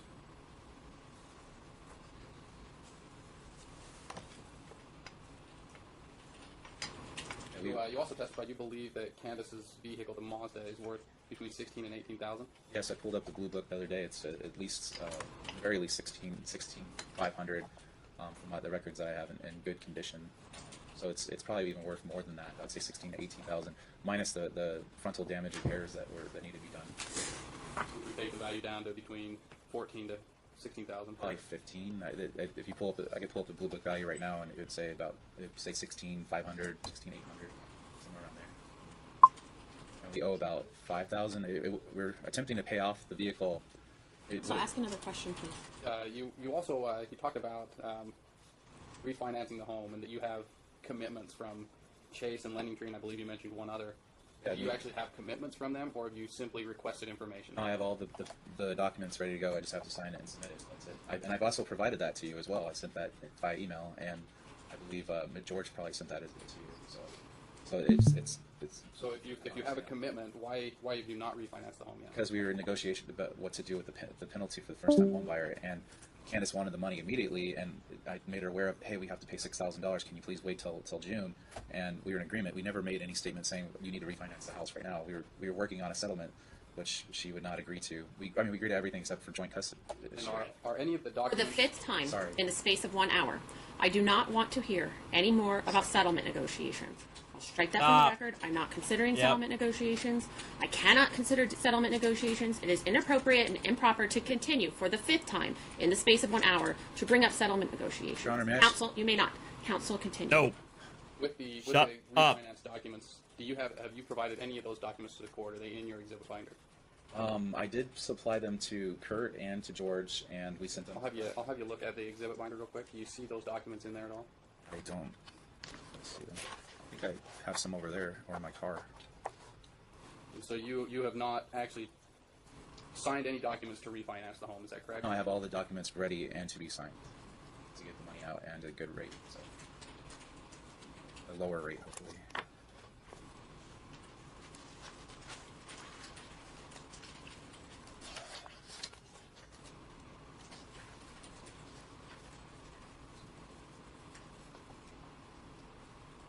No further questions, Your Honor. Just briefly, Your Honor. Michael, if you can look at Exhibit A, can you identify what that is? In your Chase bank statements. these are Chase Bank statements. Correct. Move for admission of Exhibit A, Your Honor. Counsel, any objection? No, Your Honor. Will be admitted. I don't have Exhibit A. Don't have Chase Bank statements, Your Honor. I have the ones that were omitted. We do not have it.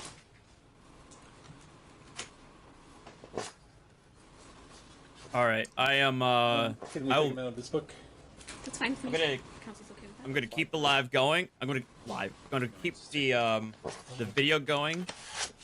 I'll be right back. So you guys are gonna have a chair stream for a few minutes.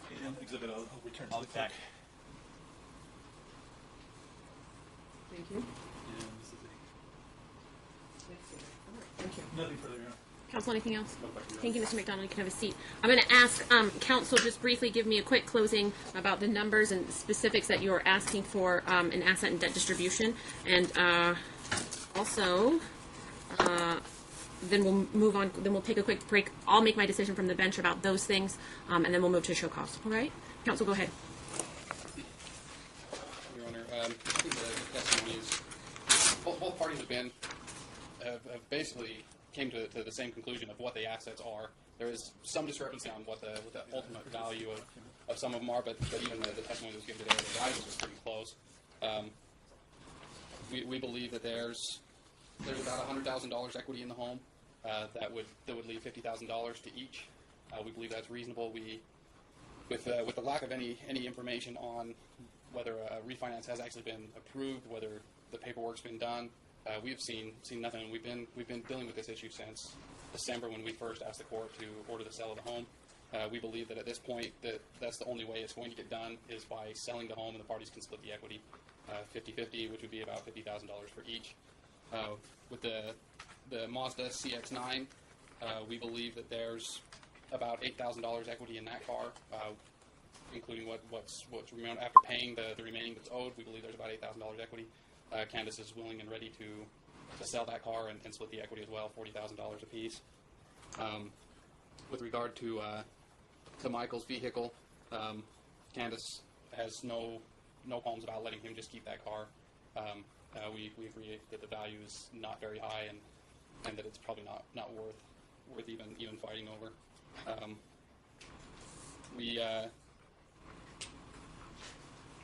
We believe that there are still some assets in the home.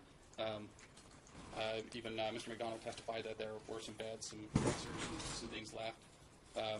All the assets that Candace now has in her home were items that were donated to her when she moved out. So we believe that she's entitled to $1,000 in equity in the marital property that was left at the home. There was not $10,000 in a safe. Candace never took money. She took the $2,000 that she testified today. That's the only money that she took out of that safe. And then we're still a little uncertain on because Candace just does not have the documents to verify what the 401k values are. Candace would simply ask that she be awarded half of the 401k. There's also, based on plaintiff's financial disclosure, he began working. The court ordered him to pay the $200 statutory minimum for child support because he was unemployed. He became employed in January and has continued from January until today, paying only the statutory minimum. So we believe there's about $5,400 in arrears for the child support. There's the $450 in unreimbursed medical that we believe Mr. McDonald is liable for half, which would be $275 of that. And there's also the daycare expenses of $1,089 that would be for the months of August and September that he didn't pay his share, would equal that $1,189, and then also he owes $169 for the daycare expenses for this month. So was that an outstanding balance to the daycare, or did Mom pay his portion? It's outstanding as of today. She paid her portion. His portion is outstanding. And then also, Ms. McDonald has been paying the insurance premiums from the onset of $440 a month for the two children. And we would just ask that Mr. McDonald be required to pay half of that expense as well. And I believe that's it, Your Honor. Thank you, counsel. Yeah. I think the court could gather from the testimony that to a certain extent both sides were lacking in documentation. However, Michael's accounts of the numbers were much more reliable than was Candace. Candace, I think, led the court to believe certain numbers were hard and fixed until she was cross-examined when we found out that really her numbers were lacking knowledge and documentation support. A lot of these numbers that she threw out just weren't supported by our evidence and our lack of evidence. And in fact, were put in further dispute when she acknowledged that she thrown out numbers that weren't incorrect. To get that were incorrect. To get to the actual assets, we do have marital residence. Mom claims that it's significantly appreciated value, even though she claims it's in a neighborhood that's deteriorating. Michael should be given the chance to refinance the house. They take exception with the fact he hasn't done it before, but again, they haven't come to a complete agreement on that, so he should have a reasonable time to refinance the house. She can receive her share of the equity. That would eliminate either party having to pay any early termination fee. From her share of the equity, we believe there should be certain offsets. You have two accounts as to how much money was in the safe and how much Candace took. I think Michael's account is more credible of the two. He did make an accounting through a ledger. And from what we've heard in the course of this trial, the parties had different financial philosophies, but they were putting away money to try to, and were successful in paying off her credit card debt and other debt brought into the marriage. And so if we look at which party's account of how much they put in the safe is the more credible, I think it's Michael's. And she did take $10,000 from the safe. She was motivated. She wanted to leave Michael. She wanted to start a new life, and she was going to take what she could to finance that. So the court should offset that sum against any share in the equity that she claims. There is the SUV, and I think testimony showed it's worth about $16,000. There's about $10,000, so there's about $10,000 in equity that needs to be split and divided for. If he wants to keep the vehicle, then his share of the equity should come up any claims he has to the house.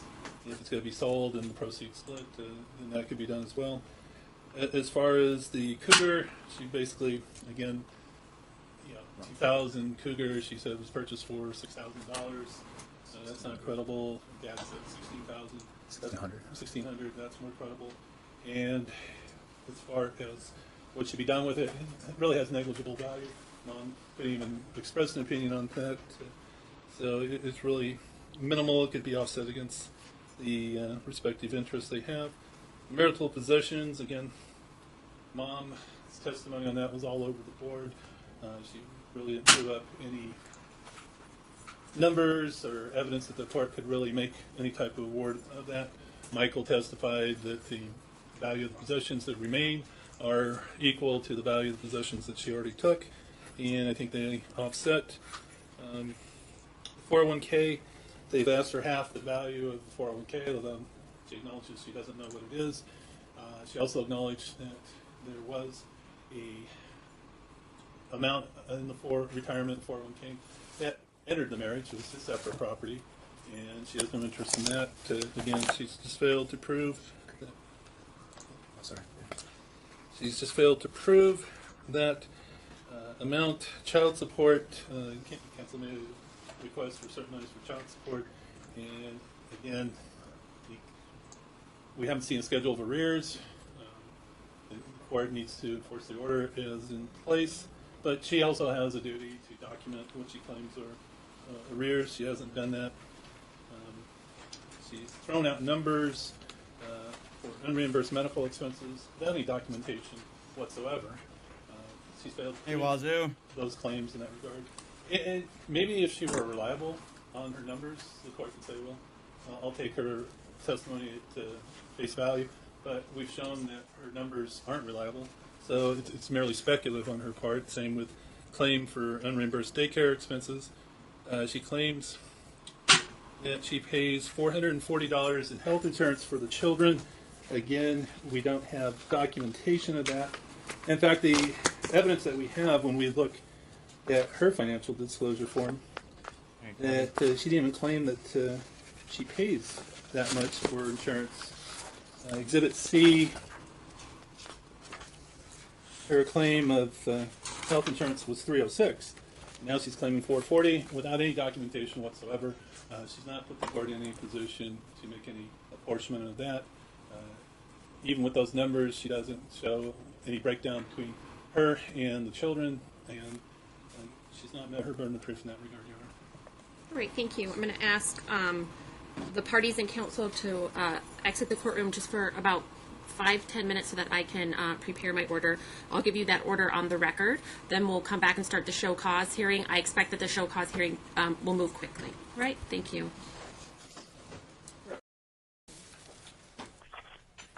Record, Your Honor. All right, this would be in case D518905. All right, so now we are January of 2017. We are several months in the future. It looks like Mr. Litigant, Mr. McDonald, does not have his attorney anymore. Candace McDonald versus Michael McDonald. State your appearances. Russell Collins, bar number 11363, on behalf of plaintiff who is appearing telephonically. And in the future, Mr. Collins, we need a notice for each hearing that she's going to be appearing telephonically. Otherwise, the clerk has no way to know. Okay. All right. All right, and you are? Good morning, Your Honor. My name is Michael McDonald. All right, this is a status check on the refinance documents and the affidavit from your dad regarding the surrender of the weapons. Do you have the affidavit, sir? Yeah, Your Honor, my grandpa, it's my grandpa. He's actually out of town. They're actually out for 2 weeks. So my grandma went and got a notarized letter saying that they have All right, it. and did you provide that to Mr. Collins? No, I brought it here to court. All right, if you could show him a copy of it.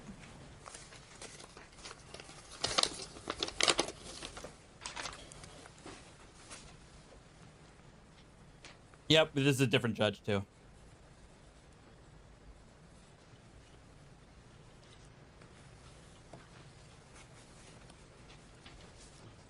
We're okay with that, Your Honor.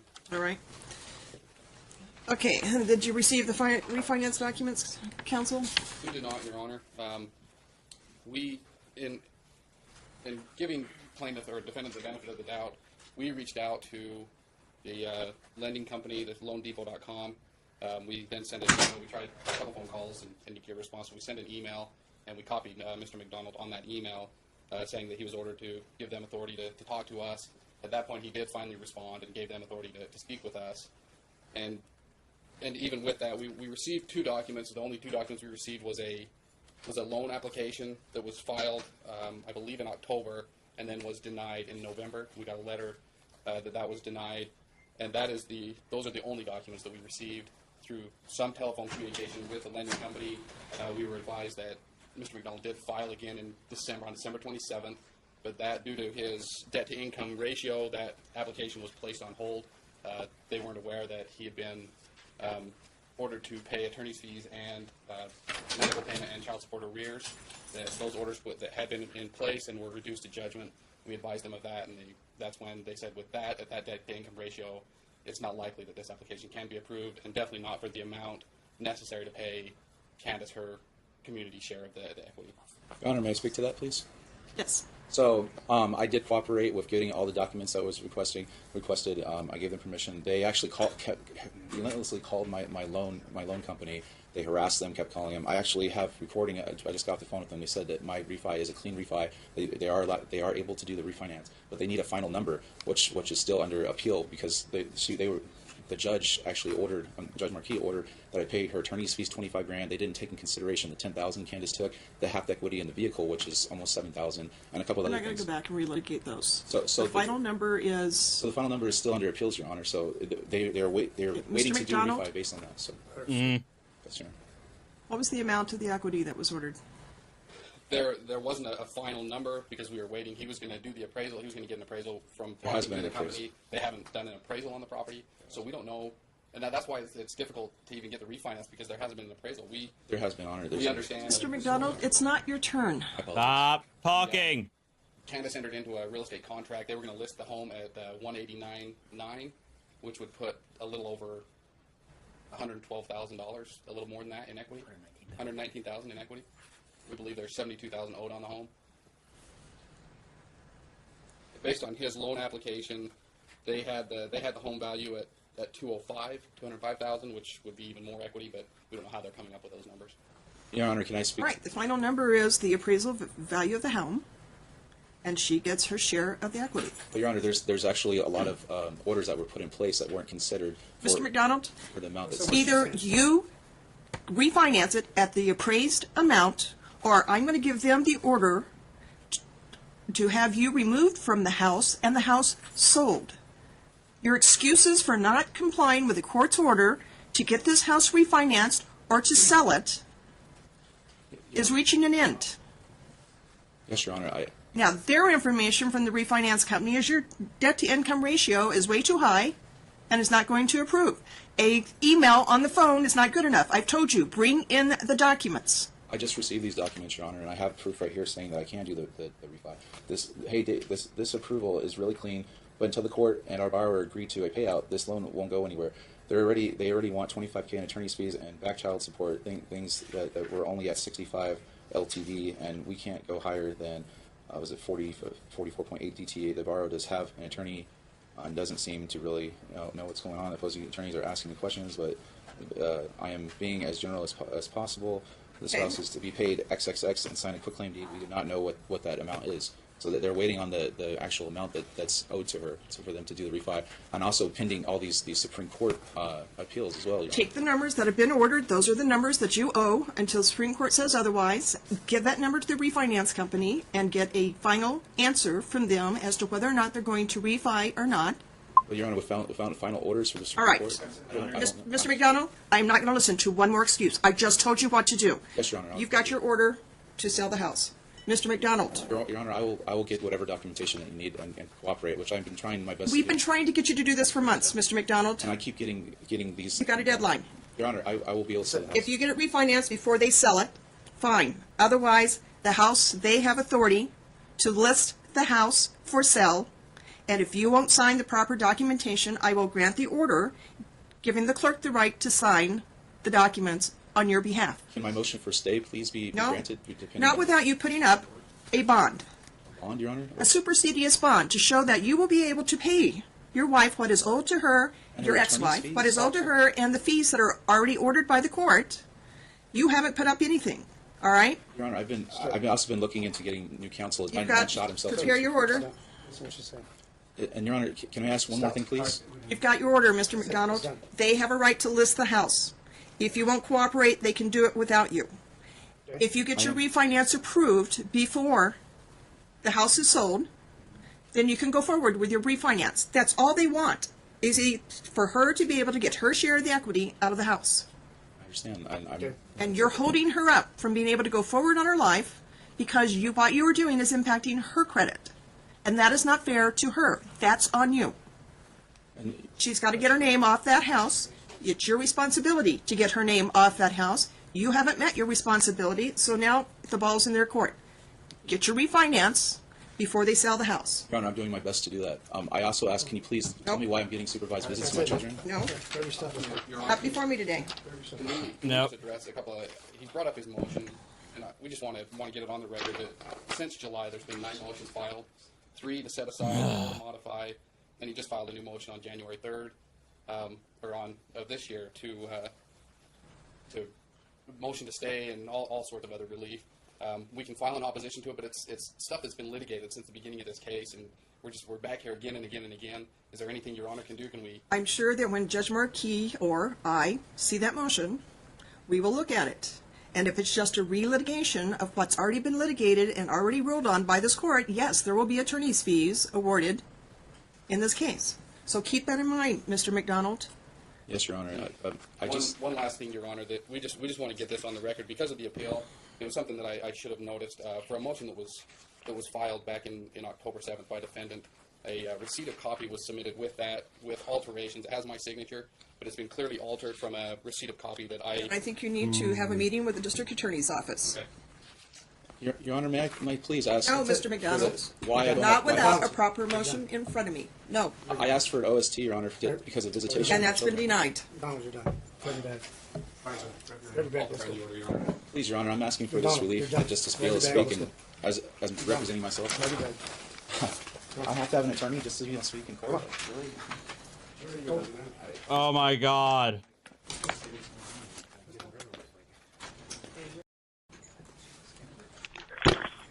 On the record, Your Honor. Oh. Uh-oh. Now it looks like he's in orange jumpers. What happened? This is this looks like this is still January. What was the date of the previous one? That was the 10th. We're now January 26th, so we're about 15 days later, 16 days later. 16 All right, days this later. will be in case D 518905, Candace McDonald versus Michael McDonald. State your appearances for the record. Russell Collins, bar number 11363, on behalf of the plaintiff who is appearing telephonically. Don Procope is appearing on behalf of the defendant, bar number 6460. He's present, Your Honor. All right, and this is a motion for exclusive possession. Just as a little bit of history, this case has been going on for some time. We've had numerous hearings on this, both Judge Markey and myself. There was a TPO previously issued against dads in effect until June 28, 2017. Orders where the parties were not to communicate with each other by any means. Dad not to possess any firearms until further order of the court. Marital home was to be listed for sale.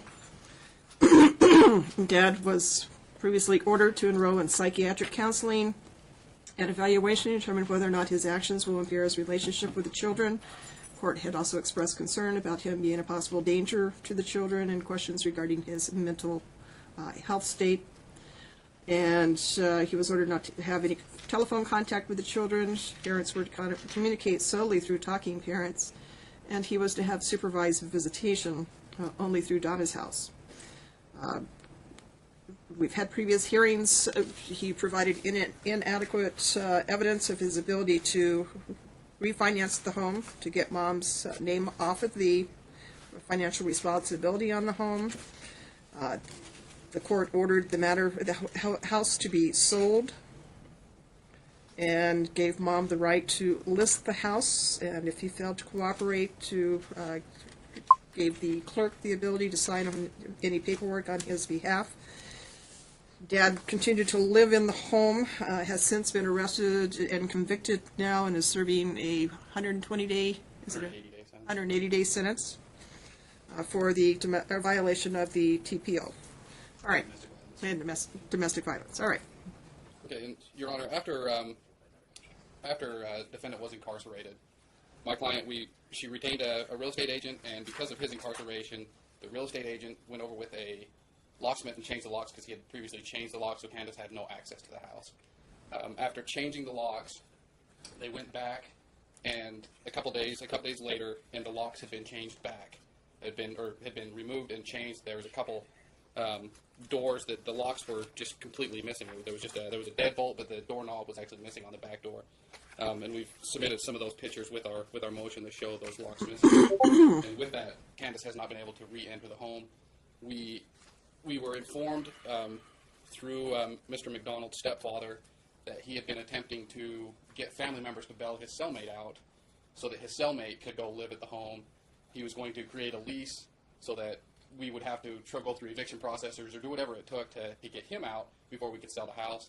And based on that conversation, we subpoenaed all of the phone call records from Mr. McDonald since he's been incarcerated up through the morning of January 17th. And through those phone conversations, we've found out that both Mr. McDonald and his mother have created a scheme to get his brother Alex to live in the house. That they were going to create a lease for Mr. McDonald's signature, they discussed, and then have Alex living in the house so that we would have to try and evict him if we wanted to sell.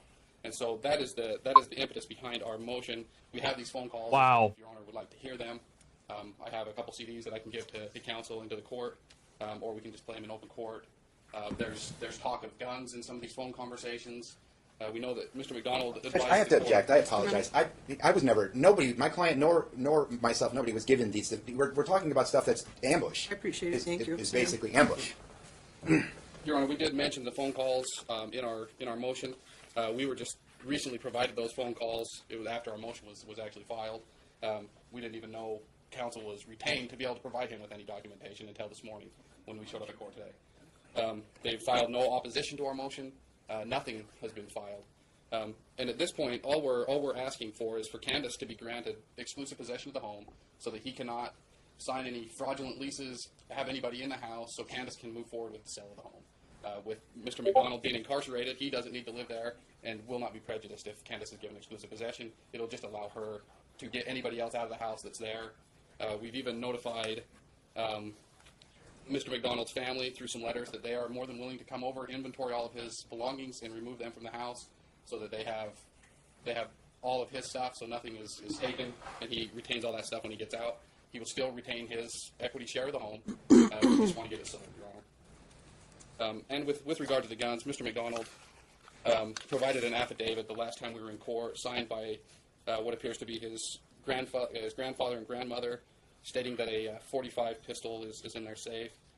Through some of these phone conversations and the talk of guns, when my client went into the home, there was a mountain of ammunition. There were over 2,000 rounds of ammunition for a .45 caliber weapon, a 9mm weapon, 22. We know that a 9mm weapon is registered to Mr. McDonald, but we have no idea. There was 12-gauge shotgun shells, but we don't know where those guns are. And so we're asking that those guns also be turned over. All right. What is his equity share in the home? Do we have any idea? We believe, based on appraisal that Mr. McDonald received a while back, the home is valued around $200,000. There's, I believe, they owe 72. So there's about 130-something thousand. I believe the listing price, and the real estate agent is here right now. I believe the listing price was going to be around $189. And so that would leave a little over $110,000 to $115,000 in equity.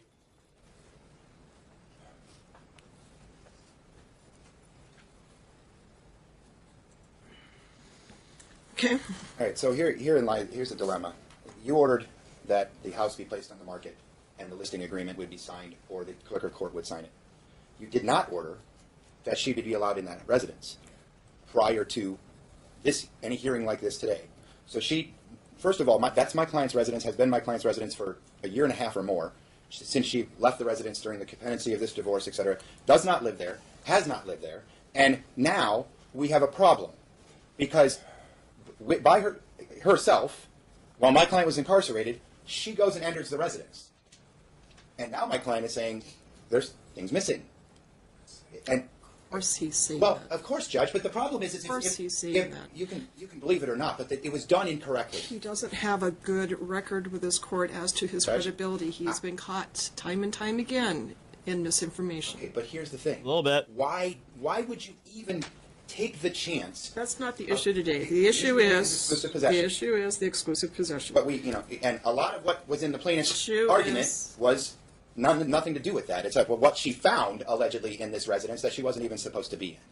So we're going to end up it's going to end up to be a problem moving forward, because what's going to happen is We can resolve this all at the end. Right now, we have a house that's been ordered to be sold. correct. She is going to be given exclusive possession of that house because Mr. McDonald will not cooperate. If you let me finish, Judge, I just want to And finish. the equity is going to be held, his share of the equity is going to be held. So if he causes any problems regarding her being given exclusive possession and getting that house sold by having someone move in there or do his leases, that money that she's going to have to expend to take care of that is going to come out at his share, and he's going to end up with absolutely zero. Judge, I wish you would So- let me finish. You didn't even let me. This is not the first hearing we've had on I this. understand. It's the first hearing for You're exclusive not possession. completely up to speed on I read the this. entire file, Judge. All right. I've read the entire file. Make I your record. understand that his credibility. Yeah, so I would say the attorney is really acting like a child. So I guess it's fitting that he'd be Michael's lawyer. He really needs to like calm down, take a breather.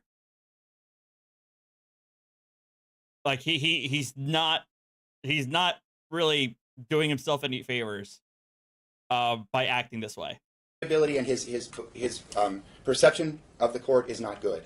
Okay. All I was trying to say is why would you want to take the chance of creating a shadow of a problem as to entering this house without permission of the court prior to being given permission of the court?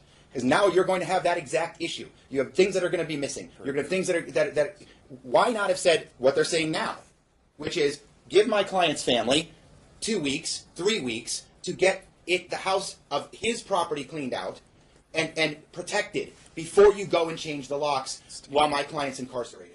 That really wasn't a smart move to do in this situation. And it wasn't a smart move for him to do what he did, so he ended up in jail. He had the ability to have the family go over and inventory that because he knew that wife had been given, plaintiff had been Permission given to the sell. right to sell, Right to to sell. list it, which means they had to have access in order to be able to show the house when he was in jail and wasn't cooperating. So I don't have a problem with them changing the locks. So you Now, if the family wants to go over there and get his stuff out, they can get it out. In the meantime, mom is being given exclusive possession of the home. Can we have a 2-week hiatus on that until my client can get these No. things out? So in other words, she can access, she can take this.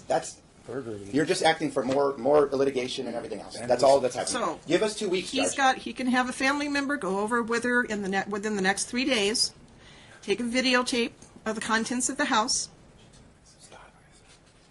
It's already gone. Things that she took is already gone. So Now, that's his allegation. She has no reason to take anything. She is going to be able to sell that house. So don't come in here and be throwing out these allegations that you can't back up, sir.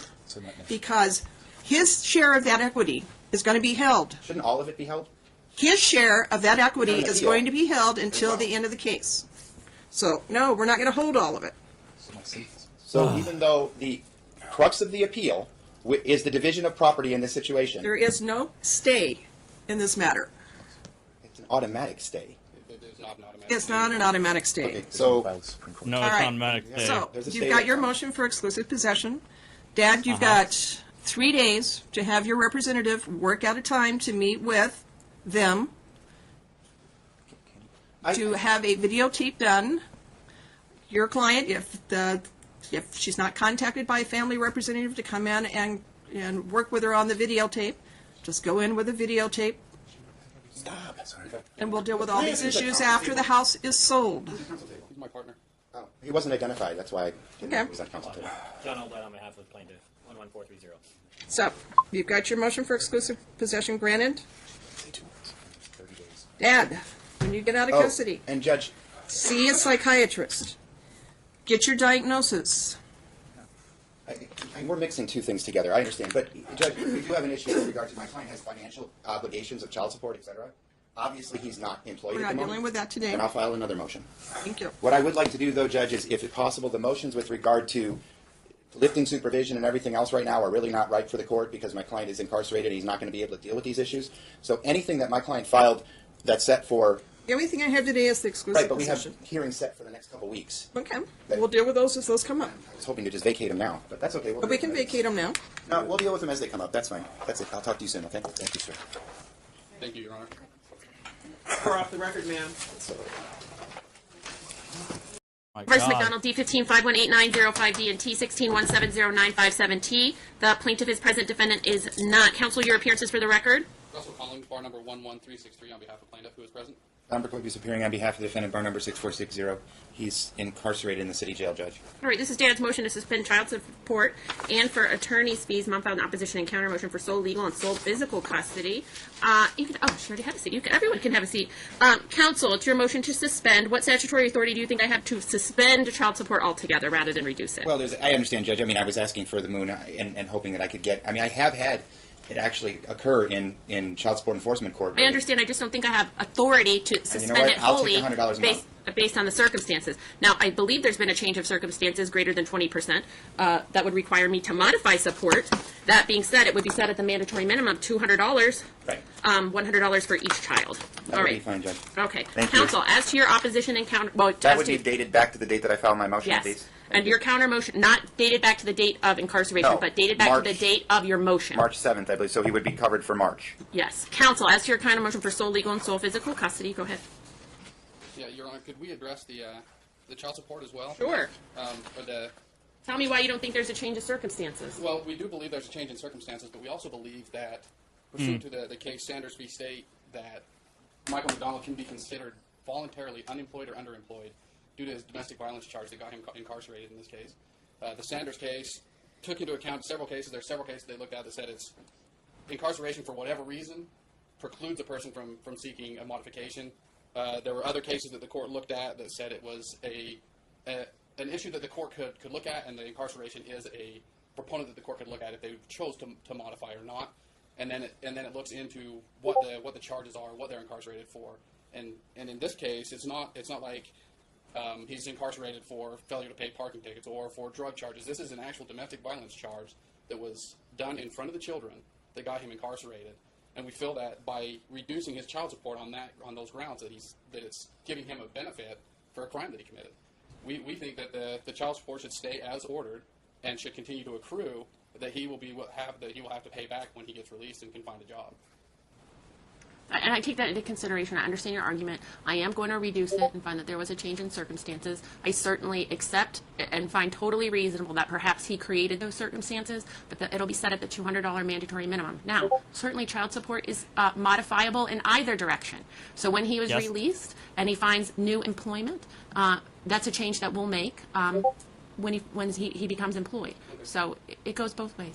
Can we at least have it in the order that he has to report what I'm gonna every do- 6 months so that that burden isn't placed on my I don't think that it's, I don't want him to report every 6 months. What I think is appropriate, and I think Mr. Procopius will acknowledge that when he's released, certainly he'll be looking for a job, that it's not his intention to stay unemployed, and that when his employment changes, when he receives a job, he'll notify the plaintiff's counsel in writing, and when he has a pay stub, so probably 2 weeks or 30 days after he has a job and he gets his first pay stub, he'll supply that to counsel for plaintiff.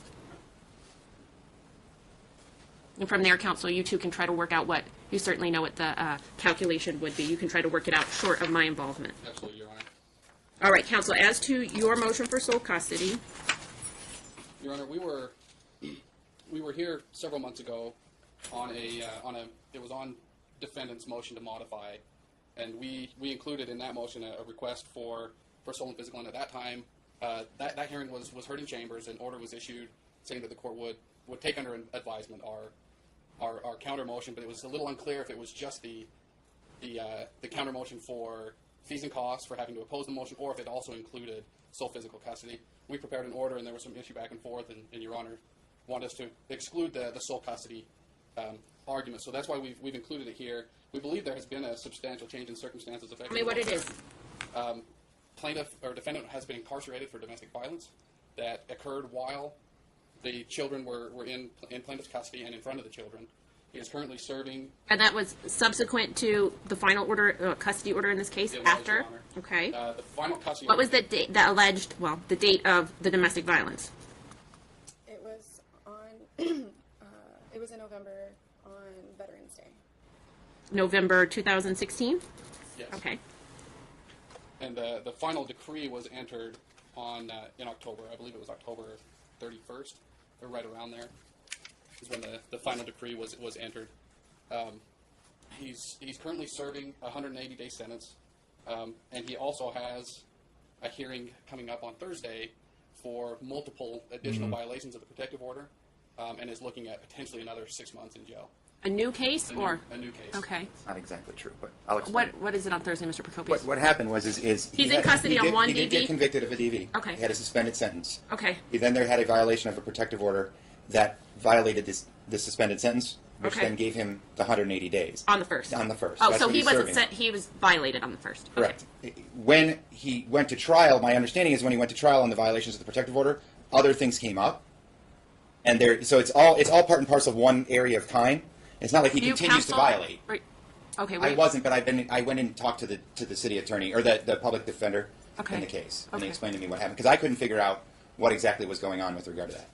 I don't But know. he has another hearing on Thursday. I guess He's I- facing additional time. That I don't know, honestly. That is, Your Honor, and Candace is actually appearing as a witness on Thursday for those new charges. They are actually new charges. And from what a domestic violence advocate has advised Candace is he's looking at additional 6 months for these new violations. And we believe, pursuant to NRS 125-480K, the fact that he has not only allegations of domestic violence but has been found guilty and is serving a sentence for domestic violence, that it is in the children's best interest for Candace to be awarded sole legal and sole physical custody. We were before Judge Hardcastle on November 29th. At that point, she had advised that she was leaning towards granting that anyways, but we agreed to do a supervised visitation agreement instead. Defendant was unable to comply with the supervised visitation. He was continually late. He harassed the staff at Donna's house.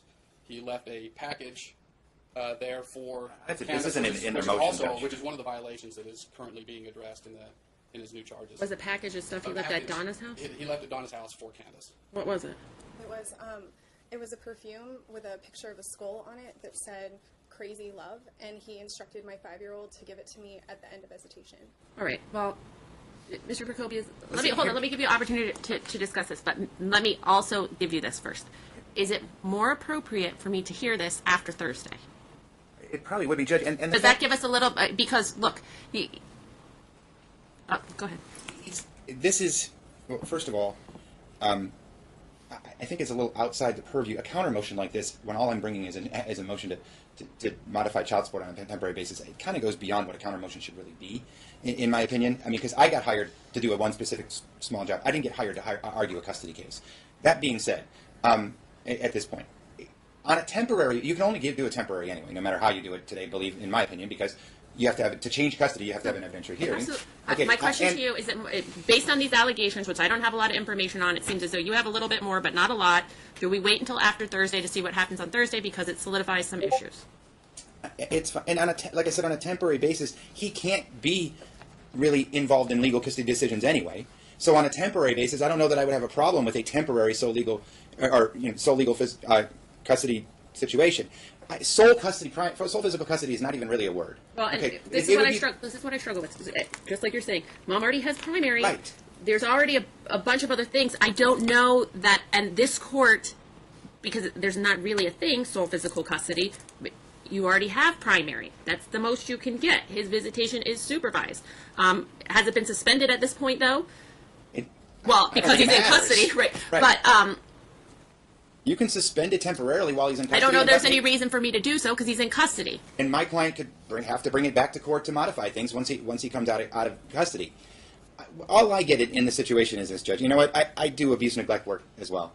And I've got people that have mental health problems, have serious domestic violence problems, have serious drug problems, and they still get to see their kids. Here's my concern, and I've given him and that's why I want to wait till after Thursday. If I've given him the opportunity to do supervised visitation and he cannot do or follow the rules of supervised visitation, and he's violating a protective order and trying to utilize the children to send messages and or gifts to Mom, and he's not appropriate during supervised visitation, I have no other choice. Right.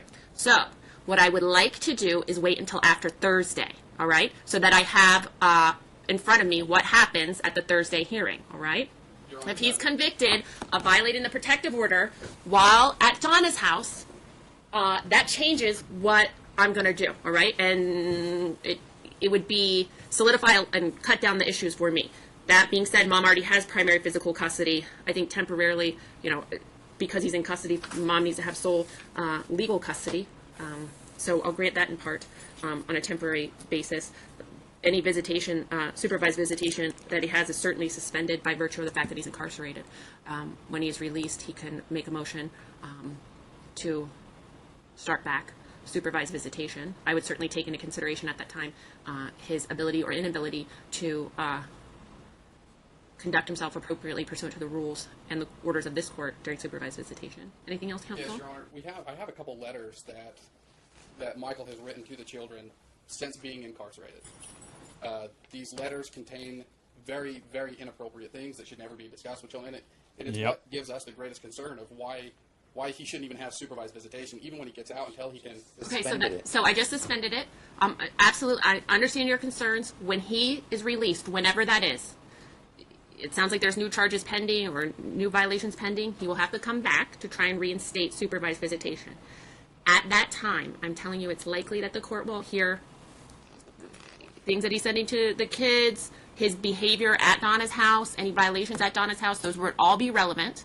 And I think I said to Mr. Prokopius, if he cannot abide by the rules of Donna's house, the court is left with no option. I understand, and I need him to have visitation and contact with his children. His children need that. I want him to have that. However, if it is not safe and he cannot follow the rules and he's in custody for violation of the rules, there's little else I can do. My hands are tied. He's created a situation that forces me to, if all of those things are true, to eliminate supervised visitation because it needs to be safe. Utterly incapable of following simple Let's come instructions. back. Counsel, that trial set for Thursday. You have no information that at this point that it's going to be continued, but that it's a go on Thursday. But the I court. would think since he's incarcerated, he's going to go. Okay. So let's set it for 2 weeks. Status check. Counsel, if for any reason it is continued, certainly file stipulation and understanding that the idea was to set the status check after that criminal trial, right? And tell me what date the trial. Anything that they're going. I need to not be ambushed in court with letters and things that are outside of motions. I mean, I didn't write an opposition because it was based on one thing, incarceration. And then they start bringing up all this other stuff in court. That's not the way it's supposed to work. That's all I'm asking, Judge. I don't want to cast aspersions. I just don't. I think I deserve to not be sideswiped in court. I understand. Your Honor. Yes. Just to address that, if we would have got an opposition and replied more than 5 hours before we were supposed to come to court, we would have attached all these letters and everything in our reply to his opposition to our counter motion. But he filed that yesterday. But that was new evidence. So, you can't do that in a reply. Listen, if this is how Stop procedurally with the whining voice. It's not helping. if he wants to reinstate supervised visitation, Oh my God. he will have to file a motion telling me why it's appropriate. And you're going to file an opposition. Attached to it will be all the documents you would like to raise in argument, all right? And I will make a determination, okay? Thank you, Because it's a visitation schedule, I don't think that I need to have an evidentiary hearing, so I'll be prepared to make an order at that motion hearing, all right? Thank you so much. As far as the status check, Your Honor, can we waive Candace's appearance? Absolutely. Her appearance is always waived unless I make a specific finding that you need to be here. Because of the allegations of domestic violence in this case, I will always allow you to appear via telephone, all right? Not here in the courtroom unless that's your preference, all right? Thank you. Thank you. Thursday is May 18th at 10:15. Thank you. Have a great day, counsel. You too.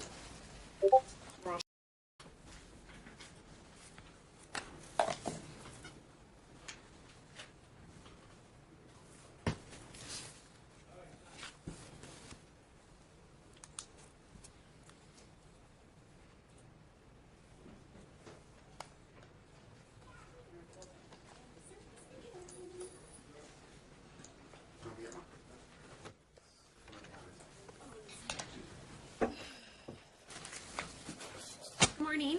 Good morning, Your Honor. This is the matter of McDonald versus McDonald, D-15-518905. The parties are present. Counsel, your appearances for the record. Good morning, Your Honor. Alex Cubano, bar number 10592 on behalf of Michael McDonald is present. Good morning. Russell Collins, bar number 11363 on behalf of the plaintiff. And Your Honor, we're gonna ask that this hearing be closed. There's been a lot of stuff going out on social media and just talking about it. It is. What do you mean, counsel?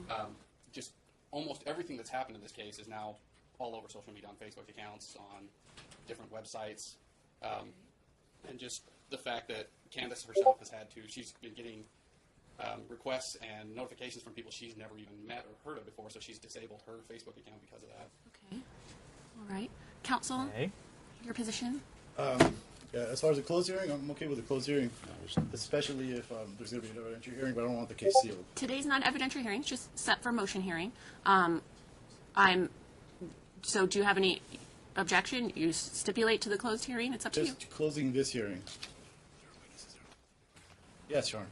All right. So it sounds like there's a stipulation for a closed hearing. We'll close the hearing today. I'm going to ask everybody in the gallery to step out.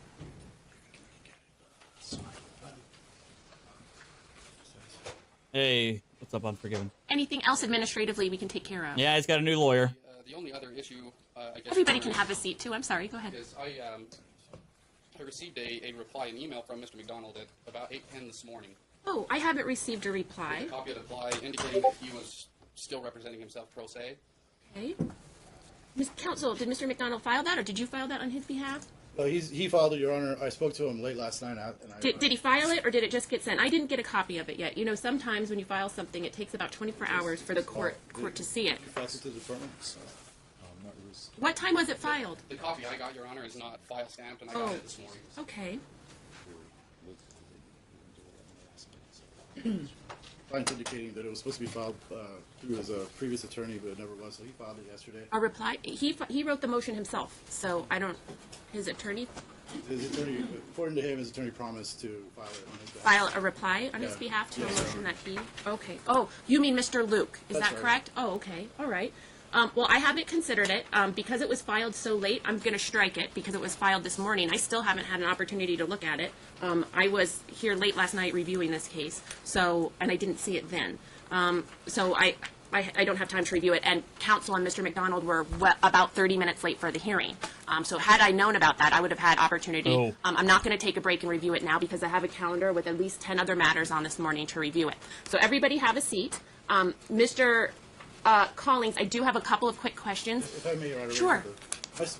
My suggestion is, since I have been retained on the case, if you want to pass it for just a week, so that I can review the entire record and so that the reply can be considered by the court. I think that as contentious as this case is, as long as it's going on, I think a full fair hearing should be everything that could be brought before the court, including replies, supplements that I may file, any other exhibits, should come before the court. So if there is a determination that's adverse to my client, at least it's a record.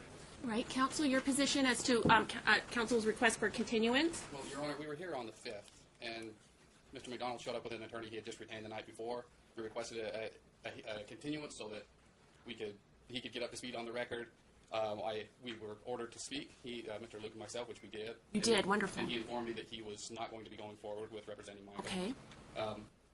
We get a reply that's pro se, and then we show up, and we get another request for a continuance. This is Mr. McDonald's motion we're here on.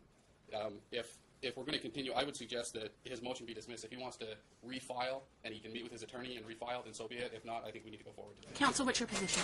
I think that would be a waste of judicial resources, a waste of everybody's time. There's already a pleading on file. There's an opposition. A reply's been filed. This court has not had an opportunity to look at it. Well, it was filed this morning while I was here in the courtroom waiting for you to get here. I apologize, Your Honor. And your client. That being said, the pro se litigant is trying his best under the circumstances. Now, is there any prejudice to the plaintiff in this matter? No, there is none. She's got the kids. There is prejudice in the fact that she has to keep coming back to hearings and taking work off. Her employers are getting upset, and we just I'm okay with a telephonic appearance for just a hearing, Your Honor. Well, this is what we're going to do. This is Mr. McDonald's motion. He filed it on July 27th. We had a hearing 2 weeks ago in which counsel requested a similar continuance and was again retained the night before, and I granted 2 weeks. If this were the other way around and it was plaintiff's motion, I would grant a continuance for more time. But this is Mr. McDonald's motion. I've already gave him continuance so that his counsel can get up to date. To keep doing this does prejudice the plaintiff, and it prejudices the court. We continue to have the same hearing, and I prepare for the hearing in full based on what I've been provided, and my staff prepares, and we continue again. So we're going to go forward today with the motion hearing. I'm not going to consider the reply that was filed this morning. I've already allowed one continuance of the motion so that Mr. McDonald's counsel could get up to date. I'm happy to move forward today, and that's what we're going to do. Mr. Collings, my question to you was, what is the status of the criminal cases right now? Right now, I don't believe there's any further criminal cases. He's on probation. there's a stay away order. He's on an ankle bracelet for I believe a year. He was supposed to complete numerous domestic violence classes. Okay. We believe he was ordered to do 52 DV2 classes. He completed 14 while in jail and has not completed any since. Since he's been released? Of course. Yes. There was another DV2 counseling that had one requirement that has not been completed. A DV2 intake that has not been completed. And he was ordered to pay $1,585 that has not been paid. And then there was an appointment for a DV level 2 intake that was supposed to occur on September 11th, and it just says no show. Right. Counsel, do you know anything about those criminal cases? What's the status? Where are we at? My client could speak to that. Oh, certainly. Well, Mr. McDonald, why don't you raise your right hand to be sworn? Do you solemnly swear the testimony you're about to give in this action shall be the truth, the whole truth, and nothing but the truth, so help you God? Yes. What's the status of the criminal case? So, Judge, first of all, I'd like to bring up that there was contradictory orders to your orders that was on the divorce decree that led me to get incarcerated. Just what's the disposition So, where we're at? Where we're at now, there is 3 violations of protective order. One for when I supposedly called her, when she called me from an unknown number, I called her back, and I supposedly called her back. Then she called me saying, "Give me more money, I'll let you talk to the kids." I call her back. She says that she's recording. There's also an order on the divorce decree saying that was superseded the TPO that stated that we could have reasonable phone conversations with the kids. So it was contradictory to the TPO. That was one violation, which I got 179 days for. The other violation was on Veterans Day on 11/11, when she entrapped me to go to her parents' house, which you can verify on Talking Parents. Entrapped them. Come to my parents' house to pick up the kids for your weekend. I'm not there. I show up to pick up the kids, but she would not follow your order that said to go do the exchange at the school parking lot. On Veterans Day, the kids did not have school. She would not follow those orders. She said to pick them up at the parents' house. So then I show up there. She's there. She calls the cops on me. I leave Your my Honor, daughter. if I may just ask my client the question, have him answer. Okay, so Counsel, I'm happy for you to counsel your client to answer my question. Okay. So how many charges are pending currently? There's no pending charges. All have been resolved. There are 2 charges for Veterans Day when I showed up there, and the DV. They are currently under appeal. I did not touch her whatsoever, and God knows I didn't touch her. So they were adjudicated, the 3 cases. Yes. You were sentenced to the max sentence of 52 domestic violence classes, which I did 14. Okay. And you appealed all those decisions. The 2 that I could appeal, I did. The other 2 I took plea deals on because I didn't know my rights. And did you appeal it to the district court or the Supreme Court? It's currently in district court in front of Rob Baer. Okay. It's going to be. When is it going to be adjudicated? Whether the DV it has merit, and me showing up at her parents' house. So the violation. My question is, what is the status? What do you have a next court date? Have you completed your sentence? Have you done the 52 classes? It sounds like, Your Honor, that they were adjudicated. He was sentenced, and they're on appeal at the district court. All Okay. Is it true that you have only completed the 14 classes while you were in custody of the 52 you were sentenced to? I believe I completed 16, and I have up to 3 years to complete the rest of them. So I'm waiting on that appeal to complete that, because there was not. When is the next court date in municipal court? I believe it's coming up next month. I believe it's October 2nd, Your Honor. Okay, and you believe that you are in Waiting on absolute transcripts. you believe you're in absolute compliance with everything required of you in the municipal court? Yes, Judge. Okay. All right, counsel, do you believe that to be true? Other than not completing the requirements and not attending classes, we don't believe that he is in compliance. Okay, all right, very good. Okay. So that could be determined in evidence. Sure, no, I understand. I need to know if he's still being monitored, all that kind of information. That's what I needed more information about that I didn't get in the motion. So, that being said, counsel, I know this is Mr. McDonald's motion. You didn't write it. I understand that. So, today, if there's anything you want to add to his pleadings or any oral argument, I'm happy for you to do that now. And Mr. McDonald, you can have a seat. So, Your Honor, what my concern is that she currently has sole legal, sole physical custody. Obviously, that's everything. That's short of a terminating his parental rights, which is not called for at this point. Yeah, Bill Bip. He did do time. He was in custody. He has pending cases that are on appeal. That definitely is going to protect her from any problems in the future, because if he does anything, he's going to go to jail, and he knows it. The bigger concern is his kids. Now, 10 months. Yeah, it's been 10 months since he's seen them. She has sole legal, sole physical custody. I understood that order was entered because he was incarcerated. He's no longer incarcerated. He's here now. That's a change in circumstances enough that it'll affect the welfare of the kids, because they should be able to see their father as much as possible. That's by statute. What parent is willing to? So what's your request? What do you think would be appropriate? Pending visitation. I mean, I think pending trial. I think as much time. Trial. Well, what we're asking for, I know that there's a final decree of divorce entered here. What we're looking for is a motion to modify.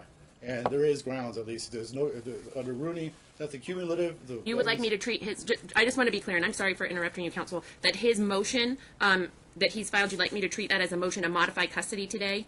Yeah, yes, Your Honor, that would be Okay. best.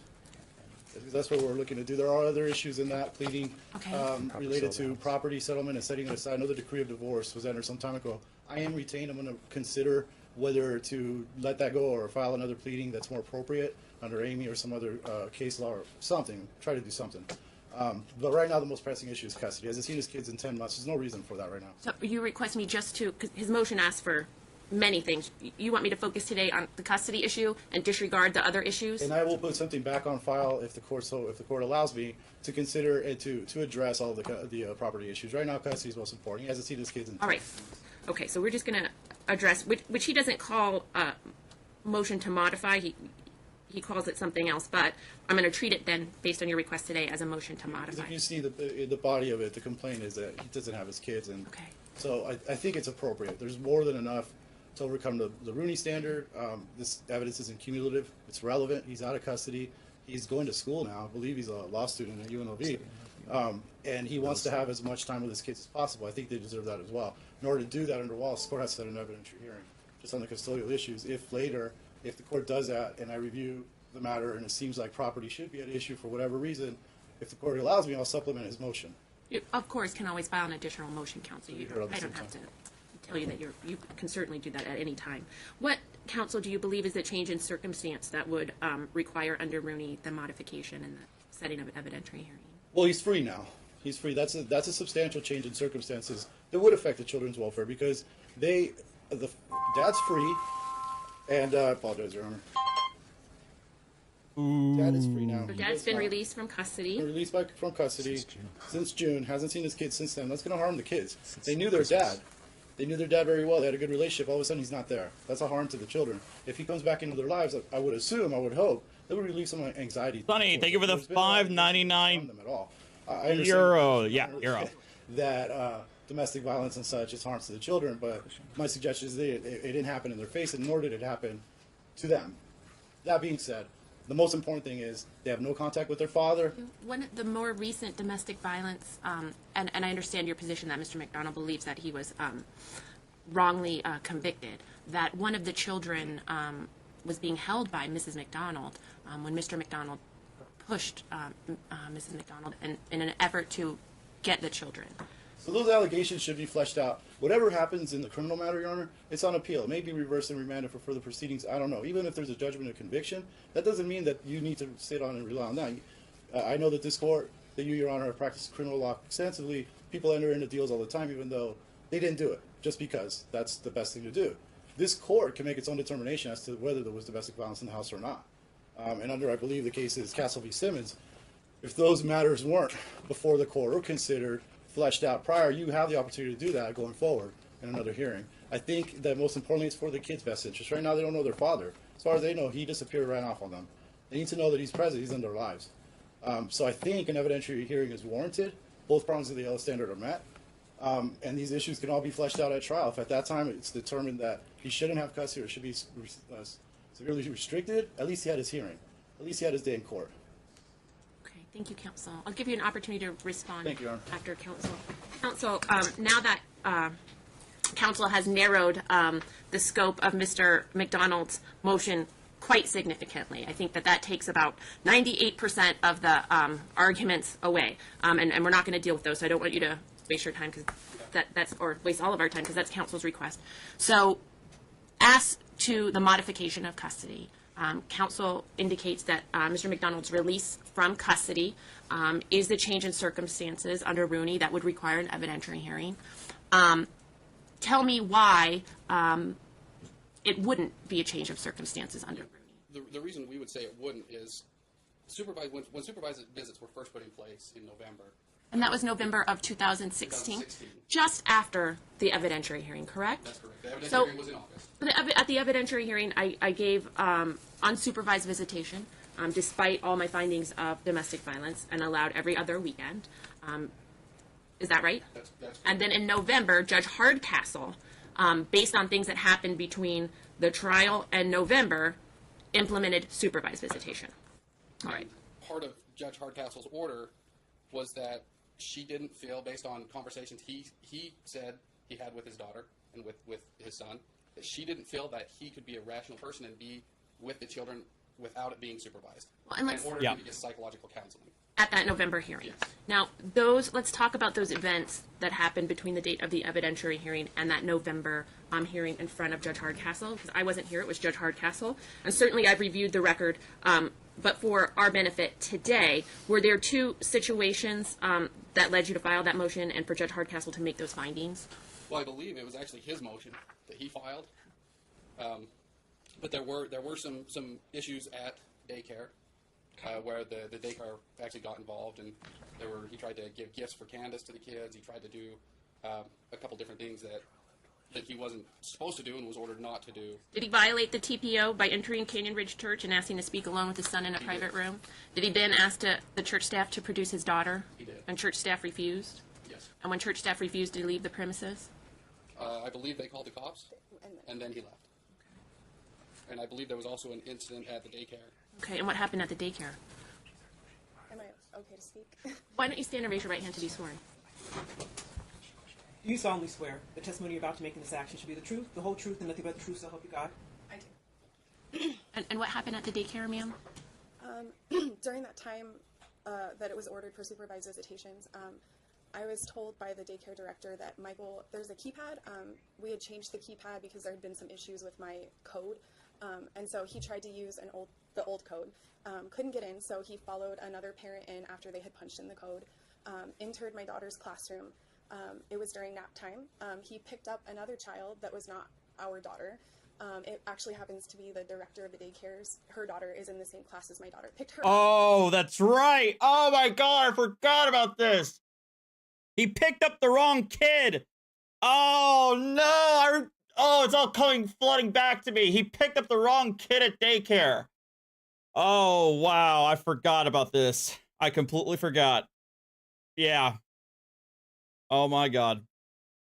The teacher was obviously shaken and was like, "What are you doing? You're not supposed to, that's not your kid." And then he went over and found Malia, picked her up, and was attempting to leave with her. And they began to try to stop him. I had a bad feeling that day, so the daycare was calling me anyway, saying that he was there, and I was obviously scared because I'm like, he has supervised visits. Why is he at the daycare? And he was saying, like, when he had her, he was saying, I have a doctor's appointment for her. You can't stop me. I had called the police. They showed up pretty quickly. Yeah. And the police came. Yeah. They looked at the orders. They determined he was not supposed to see her. They asked him to leave.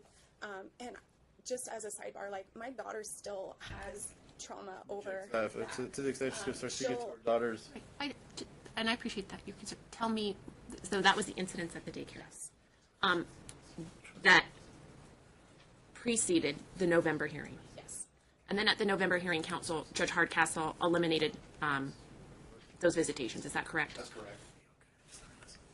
And at that time, Your Honor, Judge Hardcastle even mentioned that she was leaning towards suspending visitation altogether, and it was actually our request that supervised visits go forward so that he wouldn't be completely alienated, despite his allegations that that's all our intent is. But even at supervised visitations, he couldn't control himself. So what happened at Donna's house for supervised visitations? There was, he tried to pass off gifts to Candace. There was supposed to be no communication between he and Candace.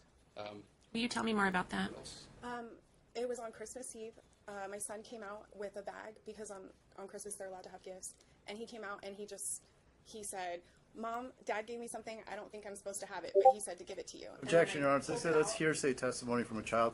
I'm going to strike the words of the child. I'm not going to consider that. But for today's purposes, because I wasn't at the November hearing or the January hearing, and I've reviewed those videos and the transcripts, but I do need to understand a little bit more about what Judge Hardcastle was doing in November and then again in January when she eliminated supervised visitation for Mr. McDonald just before he went into custody. So tell me what was in the bag. It was a small box that had handwriting on it, which I recognized as Michael's, and when I opened it, it was a box of perfume, and on the front was a skull, and the title said "Crazy Love," which obviously scared me because I'm like, what is he trying to say? What did the writing say? The writing on the box, the perfume was called "Crazy Love," and it was like a skull and it was green, and I'm like, what the heck does that mean? And beyond that, there was another situation. Kind of weird. Kind of It weird. was late, and the Donna's house people said that I could leave because it was within that certain amount of period of time.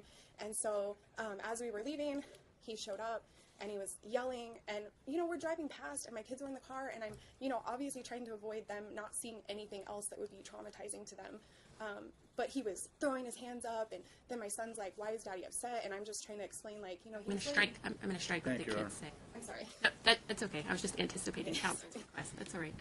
So those were the main incidences that happened At Donna's house? Beyond that, Okay.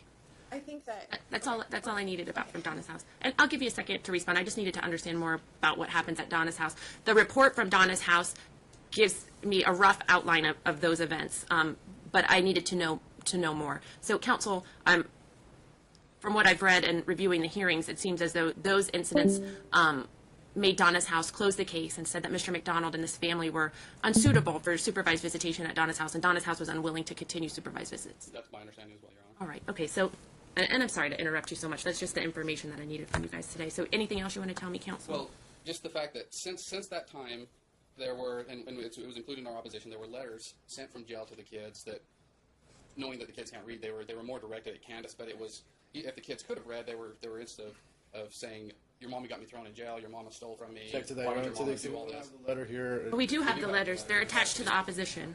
So I did review those letters. I don't know that they're authenticated. No, I don't know that either. Is your client saying that he didn't send these? This isn't his letters to his children from jail? This time, given that he is pending a lot of criminal cases, I'd rather him not answer questions like that make him in more trouble. Here's what I would, if I may, Your Honor. Sure.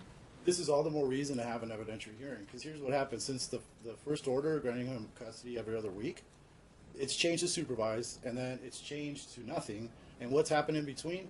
No evidentiary hearing. Under Wallace and under Rivero, to change custody, even if it's just timeshare, when there's a custodial, non-custodial parent, there has to be a trial so that this doesn't happen. So we don't walk into court, testimony from one party, I don't know what she's talking about. I'd like to depose her first to figure it out. I don't have anything that will allow me to rebut anything that they're saying, aside from my client frantically speaking in my ear. I think an evidentiary hearing is more than warranted based on that. Sounds like they have a lot to say. I want to hear it on the stand so I can cross-examine them.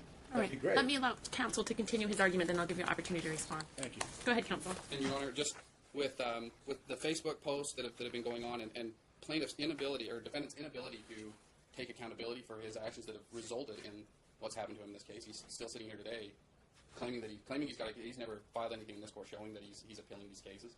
He's never filed anything to suggest that that's even happened other than him saying it. But he just continues, and our fear is even with supervised visits at this time, without him having completed the domestic violence classes, without having completed a psychological evaluation to show that he is a fit parent, that he's going to go in front of these kids and he's going to start talking about the case. He's going to talk about stuff that just isn't relevant. He's still, and I understand the court has stricken his reply, but he's still, and I believe it's even in his motion, he's still alleging that Candace's boyfriend is a pedophile, that he's shown it to the court that, and it was proven by Metro, by CPS, and even here in court, that the person he thinks is her boyfriend is somebody completely different. It's a completely different person. And Metro substantiated that. They confirmed by doing a check, and with the name check, with social security number, that it is not her boyfriend. He's never been convicted of anything. But he continues down that path. He gets stuck on it, and our fear is that he's going to go in front of the kids and say, oh, this guy's a pedophile, this guy's that your mom did this to me, your mom is the one that's destroying our lives, your mom's doing this. And it's stuff that the kids do not need to hear. And if he can go and get the psychological testing, if he can complete the domestic violence classes and come back and show that he's changed, that he's accepted responsibility for his actions, that he's not going to be a detriment to the kids, then supervised visits at that point, there would be no opposition. And if he can comport himself into the future, that he'll get additional time with the kids. But as of right now, he's unemployed. He's not even showed any effort to become employed. Wait, counsel says that he's enrolled at UNLV Law School. Well, we would like to see proof of that as well. I don't know how he would get enrolled in law school when he hasn't graduated. He doesn't have a bachelor degree, and he was in jail for the last 6 months. There's no way he could have completed the process to enroll at UNLV Law School. But to us, that just goes to additional lies and deceit that he's willing to go through to try and do whatever he has to take. He's already made that claim that he'll do whatever it takes. He'll continue bringing her back. He'll do whatever. But instead of going out and trying to find a job, instead of trying to better himself, he's traveling the country and showing up at court hearings on a daily basis. I don't. I don't know what you're talking about, counsel. He's became a member with the Veterans in Politics that show up and sit in on Object board to this, meetings. Your Honor. They want to. This is completely irrelevant. YouTube channel called out. Known that organization is, as they state, at war with the family courts.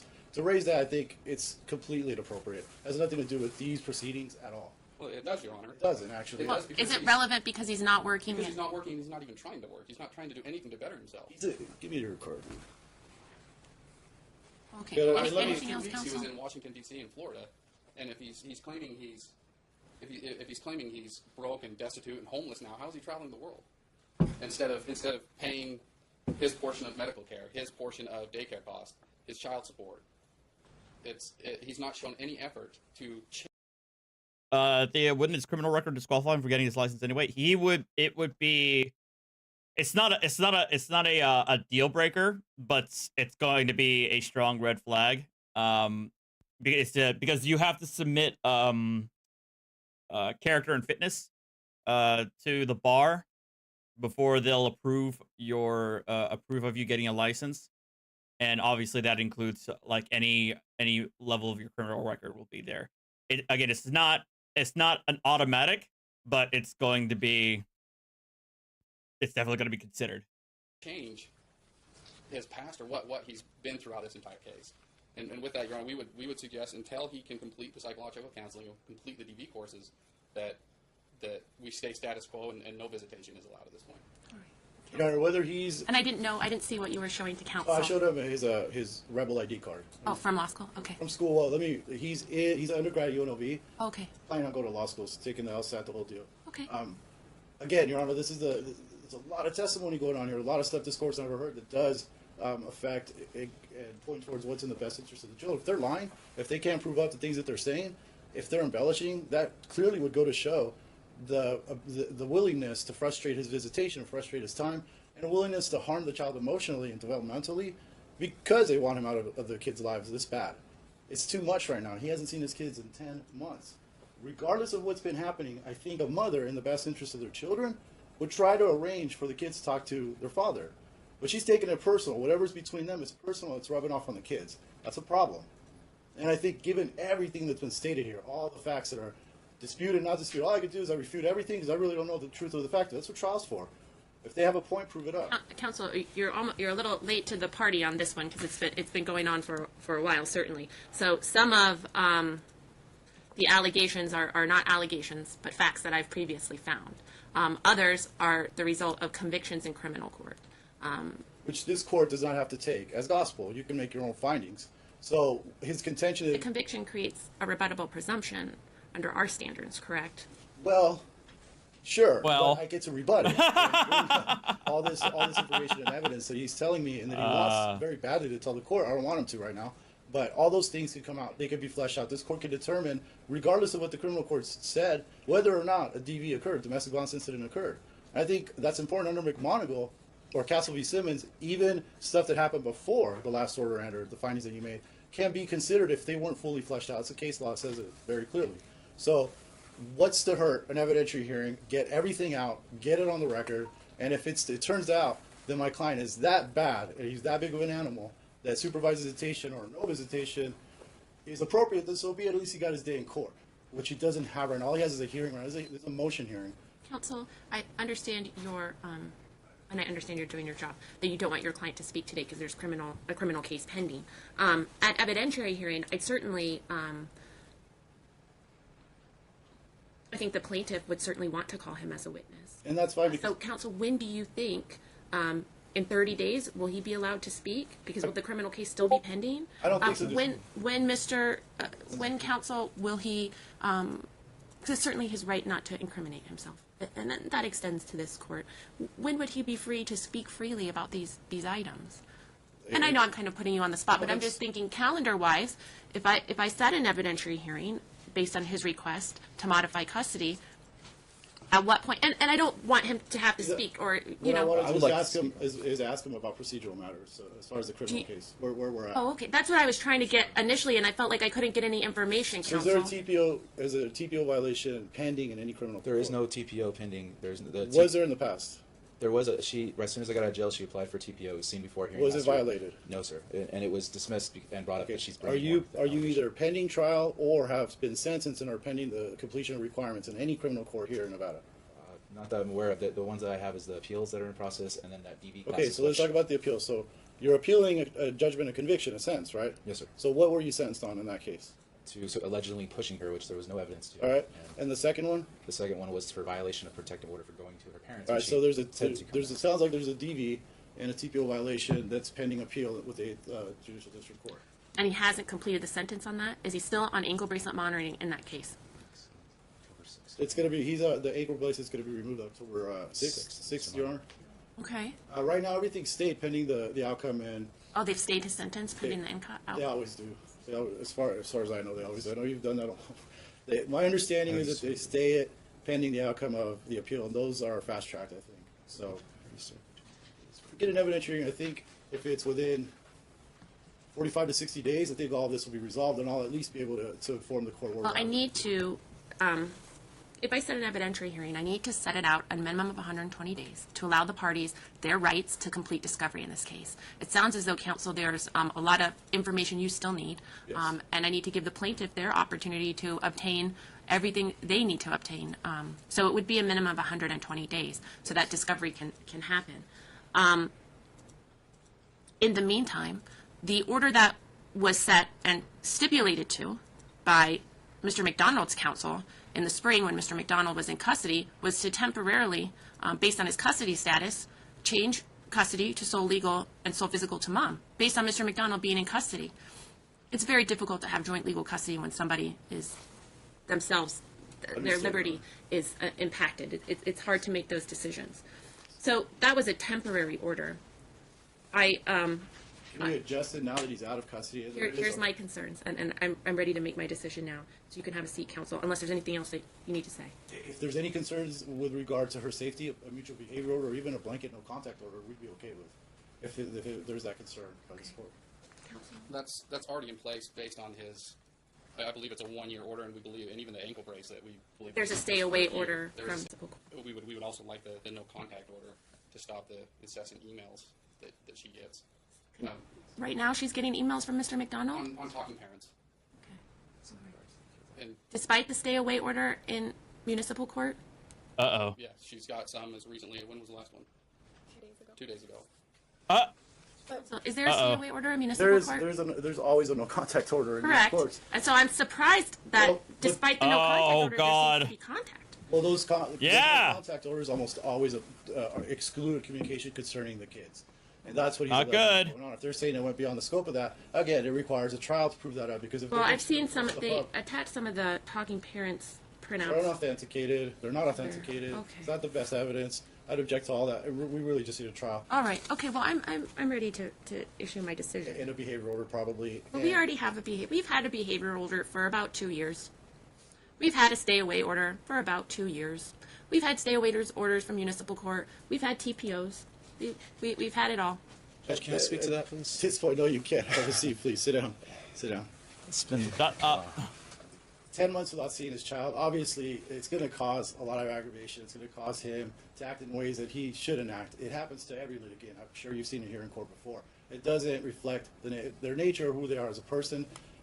Right now, as of now, yes, in the past, there may have been this, that, and the other thing that causes court a lot of concern. I don't think that depriving them of custody altogether is the answer. She's the one that's afraid. And I think, and counsel has indicated the same. Right? He said he didn't want they didn't want to eliminate him. They wanted him to have supervised visitation. That's why I consider. All right, I will. For that, I know that you're just for yesterday. Your next trial setting is probably in March or April. He has to do supervised visits and all that time. It's going to harm and destroy his whatever shred of relationship he may have with his kids.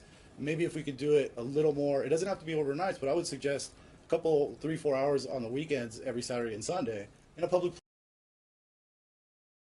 place, just so that you can bond with his kids, have a good time with them, and they're not in danger or at any harm. Okay, I hate to stop it in the middle of it, but I did already make plans to stop at 12 o'clock. It's 11:54. But we're gonna stop here. I'm gonna be back on I'm gonna have some lunch, and then I'm gonna be back on maybe, I don't know, 1:30, 2 o'clock. But I will but we'll be back at this for part 3. But I want to thank you guys for watching. Guys, go check out Mandy. I think she's about to go live in about 5 minutes. So shout out to her. But I gotta go eat lunch, and stretch my legs, give myself a break. But we will be back at around 1:30. Yeah, let's go for 1:30. And then we'll be back at it, okay? Thanks, guys. Take care.